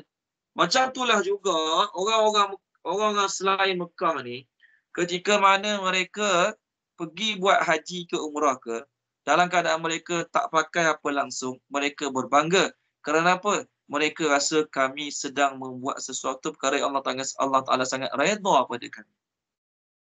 Berjaya tak syaitan? Berjaya. Samalah, ini orang Islam. Orang kafir tak cakap lah, memang dah kena tipu dengan syaitan lah. Mereka kata apa dia? Orang ni lagi moden, lagi kurang tahap perpakaian dia. Orang yang pakai tutup, semua dia nak tutup ni orang tu, kita orang kuno lah, orang lama tu kata dia. Orang kafir biar dia lah. Orang Islam pun hari ni, ada yang pakai-pakai, Masya Allah, na'uzubillah min zalik. Menjolok mata, menaikkan syahwat, menaikkan perasaan tak baik pada orang lain. Tapi, kita pun nak kata, dia walau pakai macam tu, dia tak ambil rasuah. Dia walau pakai macam tu, dia tak kutuk orang dalam ceramah. Jadi bila dia dengar orang cakap macam tu, dia tinggalkan pakaian dia, aku ni walaupun pakai seksi macam ni, tapi tengok ada orang kata aku ni baik. Sebab aku tak pernah ambil rasuah. Sebab aku tak pernah menipu. Sebab aku tak pernah mengata orang. Jadi dia dalam keadaan dia buka pakaian ataupun tak pakai pakaian dengan sempurna, dia masih lagi merasakan dia baik, walhal tak sedar kena tipu dengan syaitan. Samalah orang-orang yang tawaf dalam keadaan tidak berpakaian ni, dia pun rasa dia masih lagi baik. Dia pun rasa dia masih lagi baik. Dia pun rasa dia masih lagi buat perkara yang Allah Ta'ala suka pada dia. Na'uzubillah min zalik. Okey, baik. Dah lah buat salah. Lepas tu menyandarkan kesalahan tu pada Allah Ta'ala pula. Sedap mulut cakap, Allah Ta'ala suruh. Allah Ta'ala suruh. Seterusnya, kul katakanlah. Jadi, bila dengar Allah Ta'ala suruh tu, nak tinggal ke? Takkan tinggalkannya. Takkan tinggalkannya. Nabi SAW, pada tahun 8 Hijrah, Nabi tawan kota Mekah. Pada tahun 9 Hijrah, masa tu Nabi dapat tahu yang kat Mekah masih ada lagi orang tawaf dalam keadaan tidak berpakaian. Masa tu Nabi tahu di Mekah masih ada lagi orang tawaf dan tidak berpakaian. Maka Nabi SAW tak nak pergi buat haji tahun tu. Nabi hantar Sayyidina Ali dan juga Sayyidina Abu Bakar sahaja jadi wakil Nabi untuk pergi ke Mekah. Pergi Mekah, masa tu Sayyidina Ali dengan Sayyidina Abu Bakar pergi ke Mekah untuk sampaikan berita penting pada semua orang Mekah. Pada Islam dan bukan Islam. Apa beritanya? Tengok muka surat 191. Tolong baca ni, Nik Manisa tolong baca muka surat 191. Ayat ni Allah Ta'ala turunkan di Madinah pada Nabi SAW. Nabi SAW suruh Sayyidina Ali bacakan ayat ini kepada orang-orang Mekah. Okey, di Mekah. Muka surat 191, ayat yang ke-28. Tolong baca. Okey. Wahai orang yang beriman, sesungguhnya orang yang musyrik itu najis. Maka janganlah mereka mendekati Masjid Al-Haram. Setelah tahun ini, dan jika kamu khawatir menjadi miskin, maka Allah nanti akan memberikan kekayaan kepadamu dan kurniaannya jika dia menghendaki. Sesungguhnya Allah Maha mengetahui lagi Maha bijaksana. Okey, baik. Jadi tahun ni, masa surah ni turun, ayat ni turun tahun 9 Hijrah. Kurang setahun sebelum Nabi SAW wafat, tahun 9 Hijrah. Maka tahun 9 Hijrah ni Nabi tak buat haji. Masa tu Nabi boleh nak pergi haji. Tapi Nabi tak nak pergi sebab masa tu masih ada orang-orang Mekah yang tawaf dalam keadaan tidak berpakaian, kafir lah. Maka pergi haji tahun tu, Sayyidina Ali radhiyallahu anhu cakap macam ni, wahai orang Islam, tahun ni last kamu biarkan orang kafir tawaf dan keadaan tidak berpakaian. Tahun ni last lah, biar orang musyrikin tawaf, buat ritual mereka macam sebelum ni, biar mereka buat tahun ni last. Lepas pada ni, tahun depan tak ada seorang pun lagi yang boleh buat kerja tawaf macam sebelum ni. Tahun 9 Hijrah. Di tahun 10, tahun berikutnya Nabi SAW, tahun 10 Hijrah, tahun berikutnya Nabi SAW pergi haji. Masa tu sudah tidak ada lagi orang-orang musyrikin kat Mekah.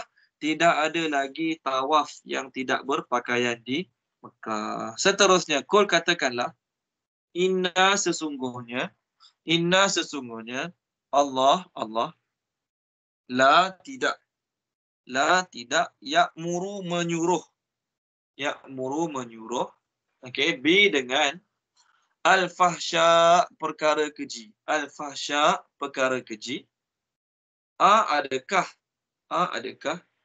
taquluna kamu berkata ala ke atas Allah ma apa yang la tidak ta'lamun kamu ketahui. Ketahui. Okey, baik, terjemahkan dia. Ni Ana boleh terjemahkan ni Ana.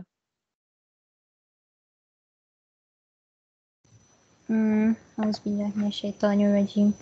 Katakanlah, sesungguhnya Allah tidak menyuruh dengan perkara keji. Adakah kamu berkata ke atas Allah apa yang tidak kamu ketahui? Okey, baik. Setelah mereka jawab, kami buat ni ikut nenek moyang. Dan Allah Ta'ala suruh. Allah suruh Nabi jawab.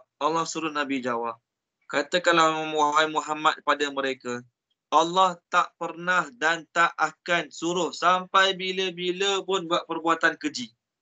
Allah tak pernah suruh pun satu manusia pun untuk buat perbuatan keji. Sekali pun tak pernah dan sekali pun tak akan. Jadi, dari sudut akal manusia pun, dari sudut logik akal manusia pun, tak ada agama suruh, tak ada mana-mana agama akan suruh umat dia, penganut dia, tanggalkan pakaian. Tak ada. Tak ada mana-mana agama pun yang akan suruh umat dia, penganut dia, tanggalkan pakaian. Jadi Allah Ta'ala suruh Nabi jawab, Allah tak akan suruh buat perkara keji. Dari sudut akal pun dah tahu benda tu tak elok. Tapi oleh kerana ditipu oleh syaitan, mereka buat bukan dalam keadaan malu-malu, rasa bersalah. Tak.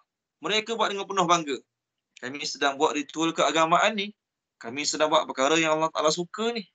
Kerana ditipu oleh syaitan.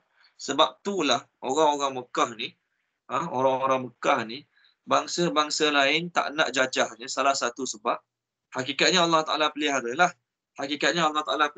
mereka hakikatnya. Tapi salah satu sebabnya, bangsa lain tak nak kebodohan ritual mereka tu meresap masuk dalam bangsa lain. Bangsa Rom ada, Parsi ada masa tu, tak teringin nak tawan pun. Sebab apa? Bodoh sangat nampak. Elok-elok pakai baju, ritual agama buka baju, tawaf, pusing benda tu. Jadi mereka tak nak amalan-amalan bodoh tu meresap masuk dalam bangsa mereka. Tu salah satu sebab. Okey, hakikat sebenarnya Allah Ta'ala lah yang pelihara Mekah daripada dikuasai oleh kuasa-kuasa besar pada masa itu. Kemudian Allah Ta'ala suruh Nabi tanya mereka, adakah kamu berkata kepada Allah sesuatu perkara yang kamu tak tahu? Kamu hanya pandai-pandai cakap je. Allah Ta'ala suruh. Bila minta bukti, bila minta dalil, bila minta sandaran, tak boleh bagi. Mereka hanya katakan, kami tiru nenek moyang kami. Kami dapat buat benda ni sebab nenek moyang kami yang ajar. Kami buat benda ni sebab nenek moyang kami yang ajar, kami dapat daripada nenek moyang kami. Jadi kalau tanya, kami tak tahu nenek moyang kami yang cakap. Jadi Allah Ta'ala suruh Nabi kata kepada mereka, kamu berani berkata pada Allah benda yang kamu tak tahu. Pertama, tawaf dalam keadaan tidak berpakaian tu Allah Ta'ala murka dah. Yang kedua, Allah Ta'ala murka lagi bila perbuatan tu disandarkan pada Allah. Anak kita bawa motor laju-laju, contohlah sengaja bawa motor laju-laju, main lumba motor sampai langgar side mirror kereta orang. Marah tak kita? Marah. Saya beli motor kat awak, suruh awak guna, bagi belajar, bagi tuition, tapi awak bawa laju-laju berlumba dengan kawan sampai langgar side mirror orang. Marah tak kita? Marah. Satu, dia buat salah, kita marah dah. Lagi tu anak kita kata apa kat orang tu? Kita maaf lancak, ayah saya suruh langgar side mirror awak ni. Ayah saya suruh langgar side mirror awak ni, anak kita jawab macam tu. Memang anak tu tunggu masa nak kena pelempang tu, double kiri kanan. Dah lah buat motor salah dah, buat motor laju, lumba-lumba tu dah salah dah. Yang kedua, dia sandarkan kesalahan tu pada kita pula. Kita pula dia kata yang suruh buat motor laju supaya langgar side mirror kita orang. Marahlah kita. Macam tu lah, kamu dah tawaf dalam keadaan tidak berpakaian, aku dah murka dah. Kamu tawaf dalam keadaan tidak berpakaian, Allah Ta'ala dah murka dah. Lagi tambah murka Allah bila kamu kata Allah suruh. Na'udzubillahi min zalik. Dah lah buat benda haram, kata Allah Ta'ala suruh.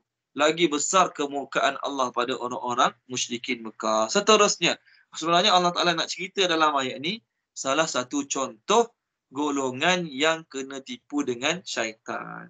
Hari dia banyak lagi. Ritual-ritual keagamaan yang sangat bodoh.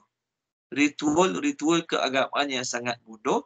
Yang mana mereka buat dengan penuh keyakinan, ni agama kami, ni keyakinan kami, kami akan dapat banyak keberkatan dengan perbuatan ini. Contoh orang India, minum air kencing lembu, mandi dalam tahi lembu. Okey, minum air kencing lembu, mandi dalam tahi lembu. Kalau kita tengok bodohnya lah perbuatan dia ni. Tak ada otak ke? Minum air kencing lembu, mandi dalam tahi lembu. Kita tengok bodoh, orang tak ada agama pun tahu bodoh. Tapi tak. Mereka buat dengan penuh perasaan bangga. Mereka buat penuh dengan perasaan sangat-sangat diberkati. Gembira dapat buat perkara tersebut. Syaitan berjaya tak tipu, syaitan berjaya tipu. Membodohkan manusia dengan perkara-perkara yang tak masuk akal pun. Agama tak ajar manusia jadi bodoh. Agama tak ajar manusia buat perkara-perkara yang berlawanan dengan akal manusia. Okay, baik, seterusnya. Kul katakanlah. Allah suruh Nabi jawab. Kul katakanlah. Amara telah memerintahkan. Amara telah memerintahkan. Rabbi oleh Tuhanku. Rabbi oleh Tuhanku. Bi dengan al-qist berlaku adil. Al-qist berlaku adil. Okey. Wa dan aqimu hadapkanlah. Aqimu hadapkanlah. Wujuhakum wajah-wajah kamu. Wujuhakum wajah-wajah kamu. Indah di sisi.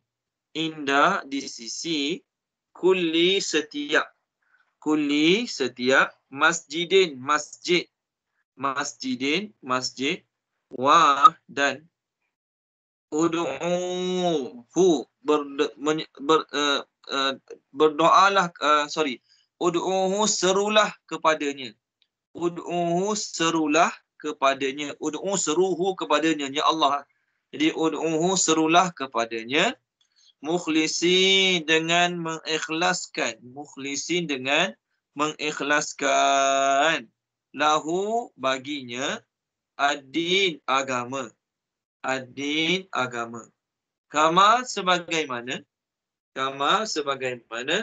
bada'akum dia telah menjadikan kamu. Bada'akum dia telah menjadikan kamu. Dalam bracket tulis di permulaan. Okey, bada'a tu mula. Bada'a tu mula. Jadi bada'akum dia telah menjadikan kamu di permulaan. Ta'udun kamu akan dikembalikan. Ta'udun kamu akan dikembalikan. Puan Nur Razilah ada? Puan Nur Razilah boleh terjemah tak Puan Nur Razilah? Ada Puan Nur Razilah? Tak nampak nama dia. Puan Ina dia dah tak ada ke Puan Ina? Dah keluar dah Ustaz. Ya, dia dah Ya? keluar. Sudah tak Oh, ada. Oh, okey, baik. Tolong baca terjemah dia Puan Asmah. Bismillahirrahmanirrahim. Katakanlah telah memerintahkan oleh Tuhanku berlaku adil dan hadapkanlah wajah-wajah kamu di sisi setiap masjid dan serulah kepadanya Allah dengan mengikhlaskan baginya agama sebagaimana dia telah menjadikan kamu di permulaan kamu akan dikembalikan. Okey, baik. Allah Ta'ala takkan suruh pertama sekali Allah Ta'ala takkan suruh buat benda keji. Kemudian Allah Ta'ala suruh Nabi cakap, wahai Muhammad, cakap pada mereka Allah hanya menyuruh berlaku adil. Apa maksud berlaku adil? Allah tak pernah letakkan syariat berbeza. Kamu oleh kerana duduk Mekah, kamu punya agama lain sikit. Kamu oleh kerana keturunan Nabi, anak Nabi, cucu Nabi, cicit Nabi, maka kamu semayang sehari 4 kali je. Kamu oleh kerana anak Nabi, keturunan Nabi, jadi kamu solat zuhur 3 rakaat saja. Contoh. Tak. Itu bukan al-qist, keadilan.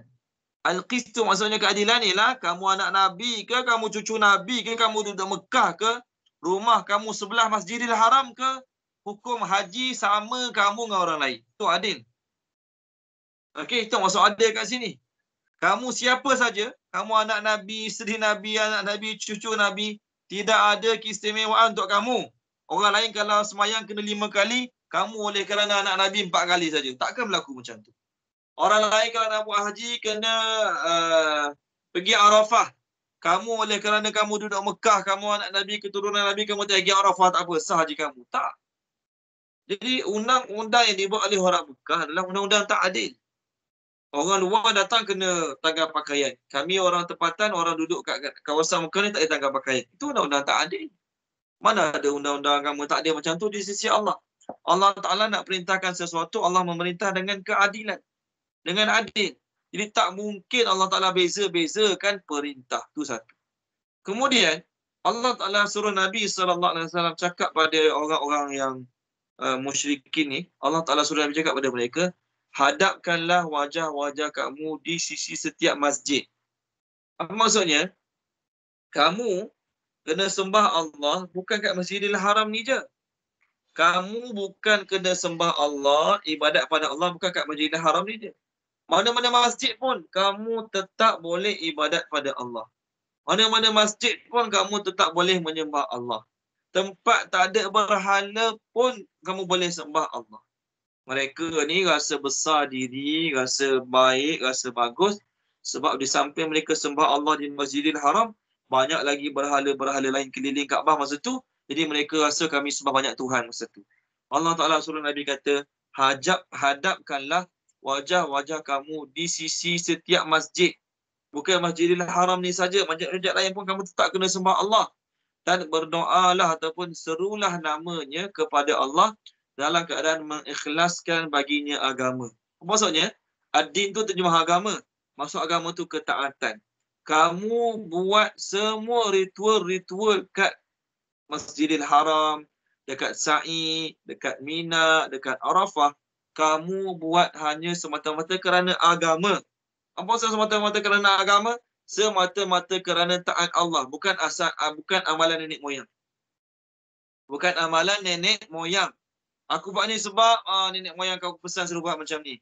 Aku buat macam ni sebab ni keturunan aku dah lama dah buat ritualnya, aku kena teruskan. Tak. Allah Ta'ala pesan, suruh Nabi pesan, kamu ikhlaskan amalan tu hanya untuk Allah sahaja. Kamu ikhlaskan amalan tu hanya untuk Allah Ta'ala sahaja. Kemudian penghujung ayat tu, Allah Ta'ala bagi warning.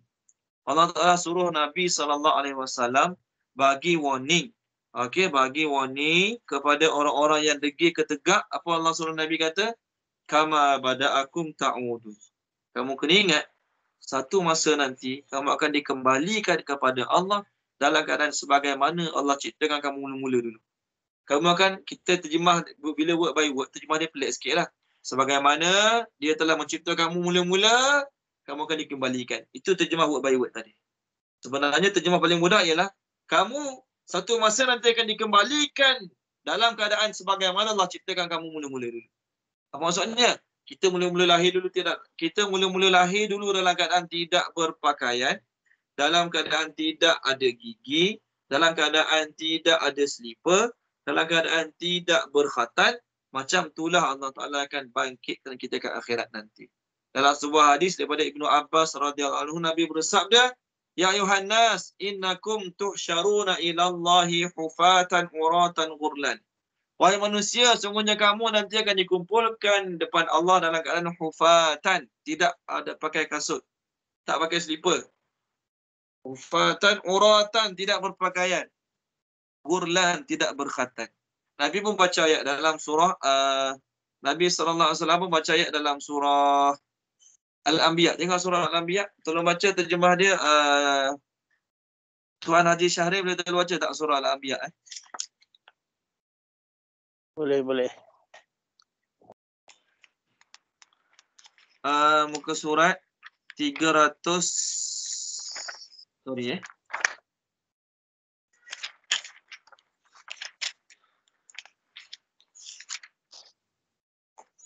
331. Okey, ayat 104. Bismillahirrahmanirrahim. Ingatlah pada hari langit kami gulung seperti menggulung lembaran-lembaran kertas. Sebagaimana kami telah memulainya penciptaan pertama.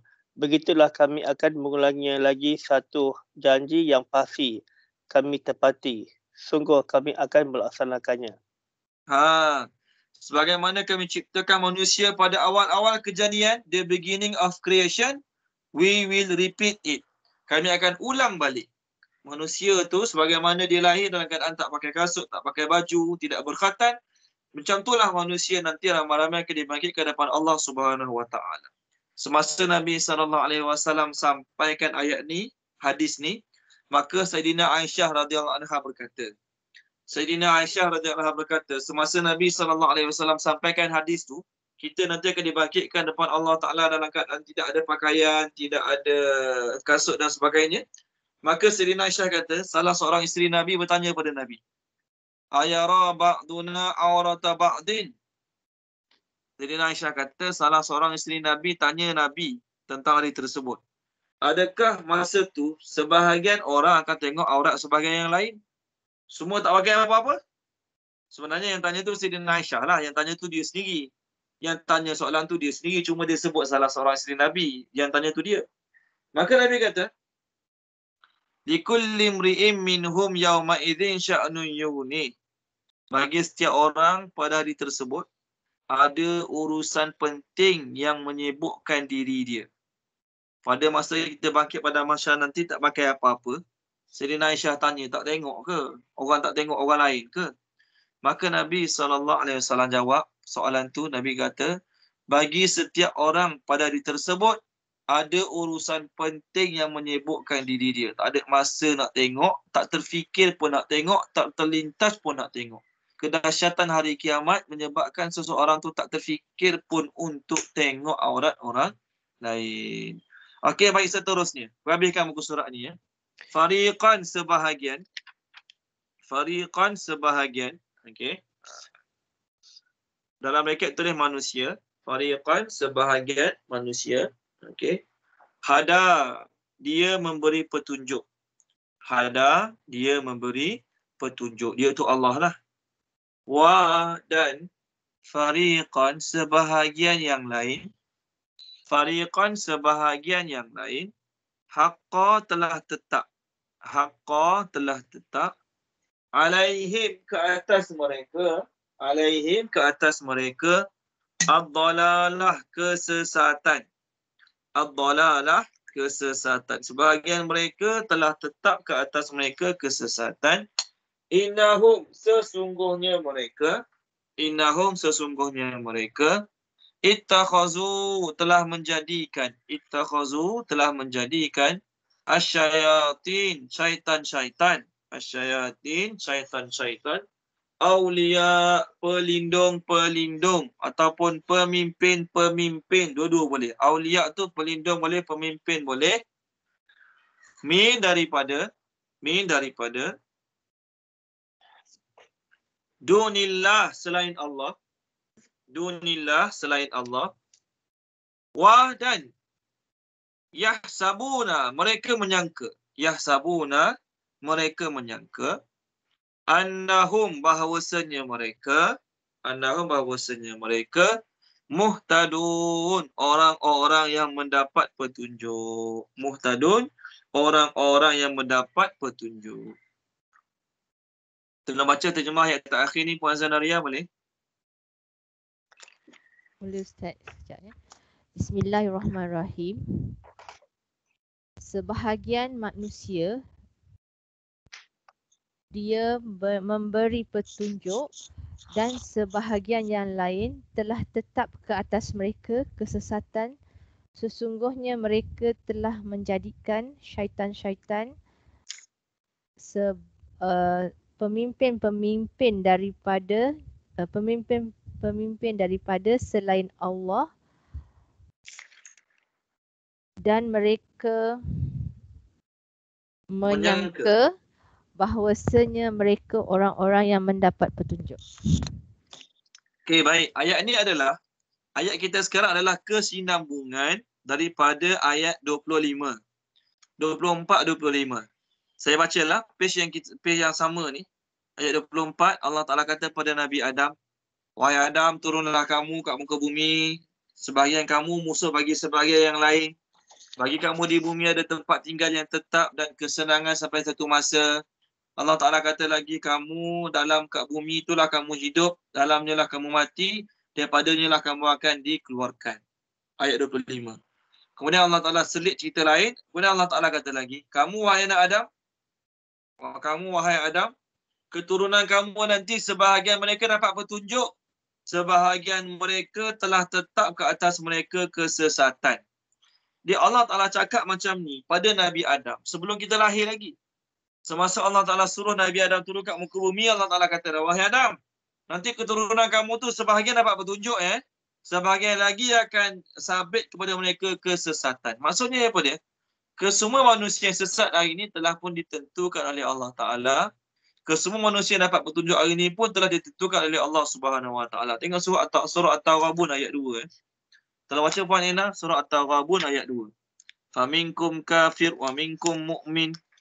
Muka surat 556 ayat 2. Ya. Auzubillahiminasyaitonirrajim. Bismillahirrahmanirrahim. Dialah yang menciptakan kamu, lalu di antara kamu ada yang kafir dan di antara kamu juga ada yang mukmin. Dan Allah Maha melihat apa yang kamu kerjakan. Allah seolah-olah telah menentukan dalam ayat 2 ni. Allah ciptakan kamu, faminkum kafir wa minkum mu'min. Allah Ta'ala masa ciptakan manusia tu, Allah Ta'ala dah tahu dah. Sebahagian kamu akan jadi kafir, sebahagian kamu akan jadi mukmin. Jadi ayat ini menceritakan tentang takdir. Semasa Allah, sebenarnya ayat Quran ni Allah buat sebelum Allah ciptakan Nabi Adam lagi. Sebelum bumi ni ada, Allah dah tentu dah. Ayat ni semua dah ada dah. Allah Ta'ala kata Allah ciptakan kamu, sebahagian kamu mukmin, sebahagian kamu kafir. Jadi, ayat ni seolah-olah Allah Ta'ala telah menentukan seseorang tu dia kafir ke dia mukmin. Satu hari Nabi SAW, hadis ini diriwayatkan oleh Sayyidina Ali bin Abi Talib. Nabi SAW setelah menyelesaikan satu jenazah, selesai solat ke bumi dan sebagainya, Nabi ambil satu ranting kayu, Nabi pun menggaris-gariskan kat tanah, buat kuih-kuih kat tanah macam tu. Nabi kata, ma minkum min ahadin illa wa qad kutiba maq'aduhu minan nar wa maq'aduhu minal jannah.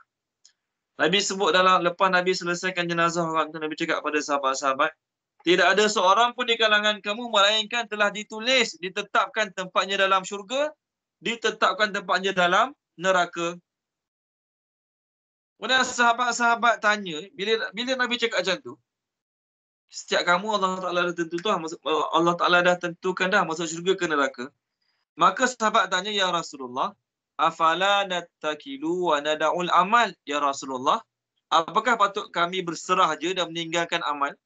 Dah, kau dah tentukan dah, Allah dah tentukan dah masuk syurga neraka, berserah je lah. Nak buat amal buat apa lagi? Maka Nabi kata, i'malu, teruskan beramal. Teruskan beramal, Nabi kata. Fakullun muyassarun lima khuliqalahu. Kerana setiap orang akan dipermudahkan untuk apa yang diciptakan. Fa'amma man min ahli sa'adah, fayuyassaru li'amali ahli sa'adah. Nabi kata, adapun orang-orang di kalangan golongan bahagia, maka dia akan dimudahkan untuk buat amalan-amalan untuk capai kebahagiaan. Maksudnya Allah Ta'ala buat dia jadi mudah jaga solat, mudah nak belajar agama, mudah nak pergi masjid, mudah bangun tahajud, tak rasa berat tutup aurat. Allah Ta'ala akan mudahkan.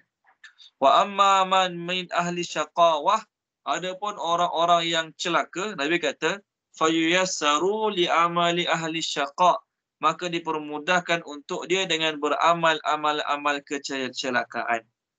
Jadi seseorang yang Allah Ta'ala tahu dah dia akan ke neraka, maka Allah Ta'ala kata dimudahkan untuk dia semua amalan-amalan nak ke neraka. Dia buat dosa senang je. Dah lah buat dosa senang, tak pernah kena tangkap pula tu. Tak ada orang tahu pula tu, tak pernah terkantai pula tu. Lepas Nabi baca hadis tu, Nabi pun baca surah Al-Lail. Tolong baca Nik Marisa, tolong baca surah Al-Lail. Muka surat 595.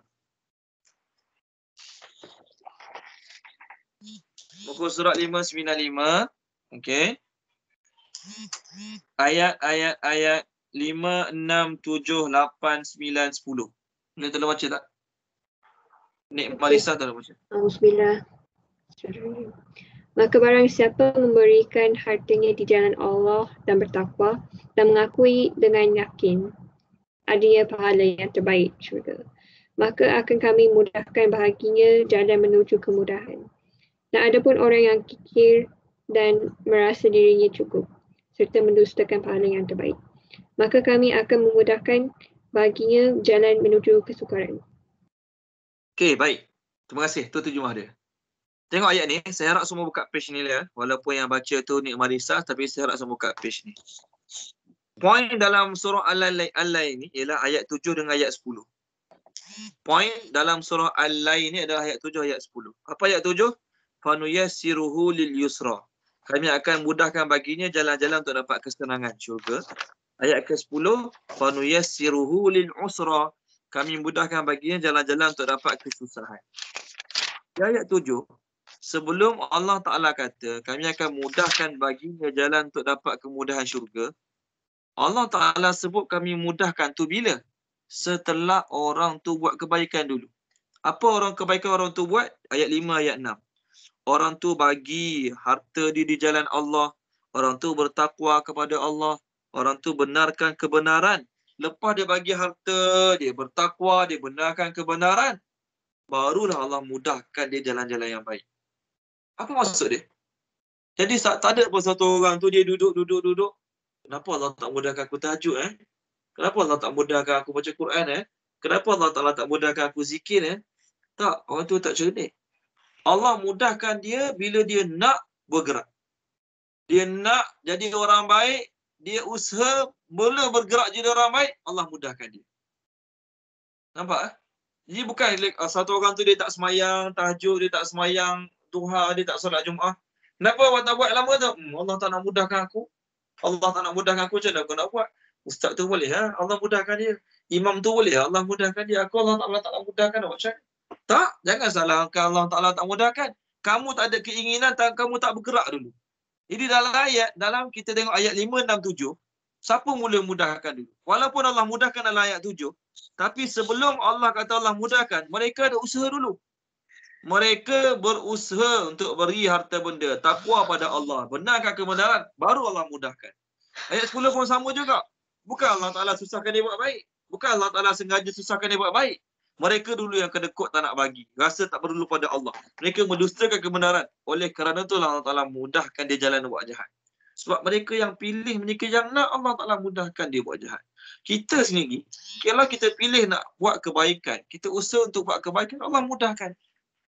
Jadi kat akhirat kelak, orang kafir tak boleh kata, bila Allah Ta'ala nak azab orang kafir kat akhirat, tak boleh kata, ya Allah, mana cik Allah, kau mudahkan dia buat baik, betul kau bagi pahala. Kami ni kau mudahkan buat jahat, betul kau nak bagi kami masuk neraka. Tak boleh cakap Allah Ta'ala tak adil. Allah Ta'ala maha adil. Kamu aku mudahkan buat jahat sebab kamu pilih dan kamu nak buat, kami mudahkan. Mereka kami mudahkan buat kebaikan sebab mereka pilih dan mereka nak buat kebaikan, kami mudahkan bagi mereka. Jadi, kita tak boleh jadikan ayat ini, dah Allah takdirkan dah, dia jadi orang jahat-jahatlah. Tak. Kat akhirat kelak Allah tidak akan ditanya. Ya Allah, kenapa kau bagi dia hidayah, kenapa bagi aku kesetan? Tak. Allah Ta'ala jawab senang je. Aku hantar Nabi, hantar Rasul, hantar kitab. Kenapa kau tak ikut? Kita kat akhirat akan diberi balasan kerana pilihan kita. Bukan kerana takdir Allah. Dia kenapa masuk syurga? Sebab Allah takdir. Kenapa dia masuk neraka? Sebab Allah takdir. Tak. Kita akan diberi balasan ataupun ganjaran kerana pilihan kita. Kita pilih nak buat baik, Allah bagi ganjaran sebab kita pilih nak jadi baik. Kita pilih nak buat dosa maksiat, Allah bagi balasan sebab kita sengaja pilih dosa maksiat. Kalaulah semua benda nak jawapan dia, kenapa kamu buat jahat? Allah takdirkan. Kenapa kamu tak sembahyang? Allah takdirkan. Allah dah tentu sejak azali. Kalau macam tu, zalimlah Allah. Allah Ta'ala buat dia jadi orang jahat, betul Allah Ta'ala sengaja masukkan dia dalam neraka. Zalimlah Allah Ta'ala. Tak. Allah akan azab kita kerana pilihan kita. Itu takdir tu. Maksud takdir tu ialah Allah Ta'ala mengetahui future. Sebelum Allah buat manusia, Allah Ta'ala dah tahu dah manusia ni akan pilih. Dia akan pilih jalan kerosakan. Sebab tu aku azab dia. Maksud Allah Ta'ala takdirkan tu ialah Allah Ta'ala dah tahu dah akan datang dia akan pilih ni. Akan datang dia akan pilih ni. Jadi, dia didenda ataupun diazab kerana pilihan dia. Seorang cikgu, contoh mudah seorang cikgu, dia dah tahu dah nak murid dia ni dah lah tak cerdik mana, malas pula tu. Seorang cikgu ni, dia dah tahu dah. Dia dah lama mengajar anak murid dia tu. Dia tahu dah anak murid dia tahap lemah sangat. Dah lah lemah sangat. Malas pula tu. Jadi cikgu tu kata apa dia? Awak ni, saya rasa memang fail lah periksa kali ni. Saya nampak awak periksa kali ni fail lah. Cikgu cakap macam tu. Boleh? Jadi anak murid tu, bila cikgu cakap macam tu, dia memang lagi malas usaha. Dah memang jenis malas dah sebelum ni. Maka dia teruskan kemalasan dia. Dia periksa, fail sungguh. Dia pun cakap pada mak ayah dia. Mak, ni semua sebab cikgu lah. Cikgu dah cakap awal-awal kat saya. Saya memang akan fail kali ni. Boleh ke dia salahkan cikgu? Dia sendiri yang malas baca buku, dia sendiri yang tak nak jawab soalan periksa, tiba-tiba fail dia salahkan cikgu. Tak. Cikgu tu cakap atas dasar pengetahuan dia tentang pelajar dia dah kenal lama. Samalah juga Allah Ta'ala dia tahu dah keadaan manusia. Dia akan pilih tu, akan pilih. Ke akhirat tak boleh salahkan Allah Ta'ala. Ke akhirat, kita salahkan diri kita sebab kita memilih. Tapi tu takdir tu. Takdir ni kita kata rahsia Allah Ta'ala. Hikmah takdir kita tak tahu. Setiap orang tak tahu dia ni akan ke syurga ke neraka. Kalaulah Allah Ta'ala ciptakan manusia, Allah dah cakap, okay, awak orang pertama ke syurga. Awak orang kedua ke neraka. Kalau macam tu, ya, kita tak payah beramal. Kita tak payah beramal lah. Sebab Allah dah kata dah awak ke syurga ke neraka. Jadi setiap orang yang hidup atas muka bumi hari ni, tak tahu lagi kita ke syurga ke neraka. Maksudnya apa dia? Allah bagi peluang pada kita untuk pilih nak beramal tak nak beramal. Allah bagi peluang pada kita untuk pilih nak beramal tidak ataupun tidak mahu beramal. Jadi, dua golongan. Satu golongan Allah Ta'ala kata dapat hidayah. Satu golongan lagi tak dapat hidayah. Adapun orang-orang yang dapat hidayah, maka dia akan beramal dengan baik. Orang tak dapat hidayah, orang yang Allah Ta'ala telah tentukan kesesatan pada dia, Allah Ta'ala kata mereka tu sebenarnya telah menjadikan syaitan sebagai pemimpin. Dengar cakap syaitan, ikut cakap syaitan. Dah dengar cakap syaitan, ikut cakap syaitan. Bila diberi nasihat, tak nak terima tu, rasa dia betul.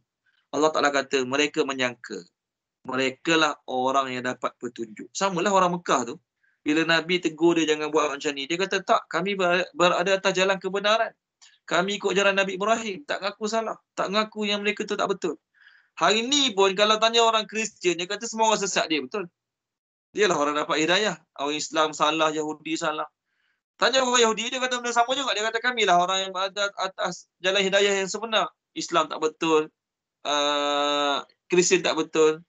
Jadi semua orang yang dia buat salah hari ni, dia rasa dia dah orang dapat petunjuk.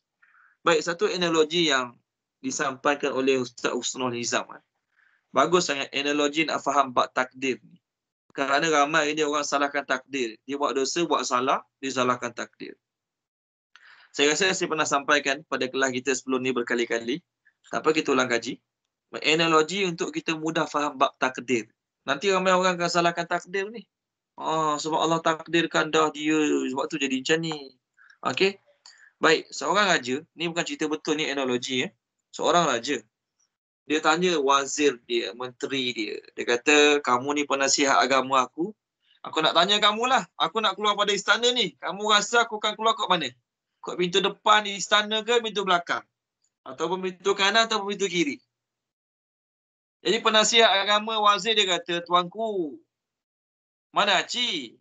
Kalau saya teka, saya beritahu tuanku akan keluar kot pintu kanan, tuanku boleh ubah. Keluar kot kiri. Kalau saya teka, tuanku akan keluar kot depan, tuanku boleh ubah. Keluar pintu belakang. Jadi tak adil lah tuanku nak tanya saya, kot mana tuanku akan keluar. Jadi bila saya jawab, tuanku akan ubah. Jadi untuk lebih hadir macam ni lah tuanku, untuk lebih hadir. Ingat, ni bukan cerita betul. Ni analogi dibuat untuk faham. Takdir. Jadi, dia kata macam ni lah tuanku untuk lebih adil. Saya akan tulis kat satu kertas. Saya akan tulis kat kertas, tuanku akan keluar kot mana. Saya akan tulis dulu kat kertas, tuanku akan keluar kot mana. Okey. Dan kertas tu tuanku lipat, jangan baca lagi, tak dalam poket. Lepas tuanku dah keluar pada istana ni, barulah buka baca kertas tu. Jadi raja tu kata, okey, aku setuju. Boleh aku setuju? Maka penasihat agama ni pun tulis kat kertas. Tuanku akan keluar kat mana. Lipat kertas tu, buat bagi kat raja, raja bola poket dia. Raja tu pun rasa dia telah berfikir di luar kotak. Dia panggil pengawal. Pengawal mari sini ambil tangga kat aku. Pengawal ambil tangga, pasang, terus menghadap ke shilling ataupun bumbung istana. Tangga tu tinggi, terus menghadap ke bumbung istana. Tuanku pun kata kat pekerja istana dia, buka atap. Buka atap 1, 2, aku nak keluar aku atap. Dia pun sandarkan tangga sampai ke atap, panjat, keluar kot atap telah dia buka. Lalu kok bumbung, keluar kok bawah. Turun-turun dah ada kat luar istana. Tanpa perlu buka pintu depan, belakang, kiri, kanan, dah ada kat luar istana. Lepas dia keluar pada istana, dah pijak tanah luar istana, dia pun buka kertas tadi. Dia buka kertas tadi. Dia tengok-tengok tertulis dalam kertas tu, yang ditulis oleh penasihat agama dia, Tuanku akan keluar kok bumbung guna tangga. Tuanku akan keluar kok bumbung guna tangga. Jadi, yang tertulis dalam kertas itulah takdir. Yang tertulis dalam kertas itulah takdir dia. Takdir pada tuanku tadi. Cumanya, boleh tak tuanku kata apa? Tuanku marah penasihat. Sebab hang tulis kat situlah aku keluar kat atas tadi. Sebab kamu tulis macam itulah aku keluar kok bumbung guna tangga tadi. Boleh tak dia marah penasihat agama dia? Tak. Dia keluar kok bumbung guna tangga tu pilihan siapa? Dia keluar kok bumbung guna tangga tu pilihan siapa? Pilihan dia sendiri. Bukan pilihan penasihat agama dia. Bukan penasihat dia yang suruh dia keluar kok dinding, kok bumbung istana tu. Dia pilih untuk keluar sendiri. Macam itulah hari ni, apa kita buat, semua pilihan kita. Nak buat dosa, nak buat kebaikan. Buat maksiat, nak buat amal. Semua pilihan kita. Yang kita dah pilih itulah yang Allah Ta'ala dah tulis dalam buku catatan amal. Boleh tak ke akhirat nanti kita kata, Ya Allah, aku buat dosa tu sebab kau dah tulis lah. Sebab kau dah tulis kat luar, aku buat dosa tu, dosa ni sebab tu aku buat. Tak boleh salahkan Allah.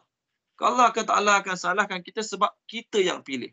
Macam raja tadi, dia tak boleh salahkan penasihat dia. Sebab kamu lah tulis macam tu, aku buat macam tu. Tak. Dia yang pilih tu buat macam tu. Jadi cerita ni rekaan hanya sekadar analogi untuk kita mudah faham dalam bab takdir. Okey, baik. Berhenti sini dulu. Minggu depan kita masuk muka surat baru insya-Allah. Ada apa-apa soalan tak tajuk kita hari ni? Ada tak apa-apa soalan tajuk kita hari ni? Ada?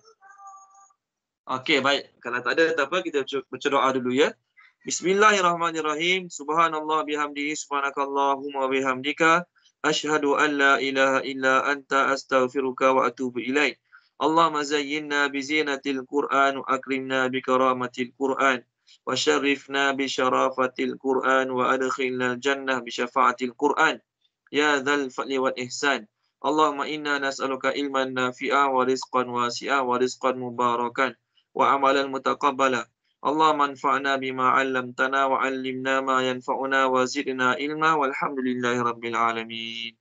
Terima kasih banyak semua. Mohon maaf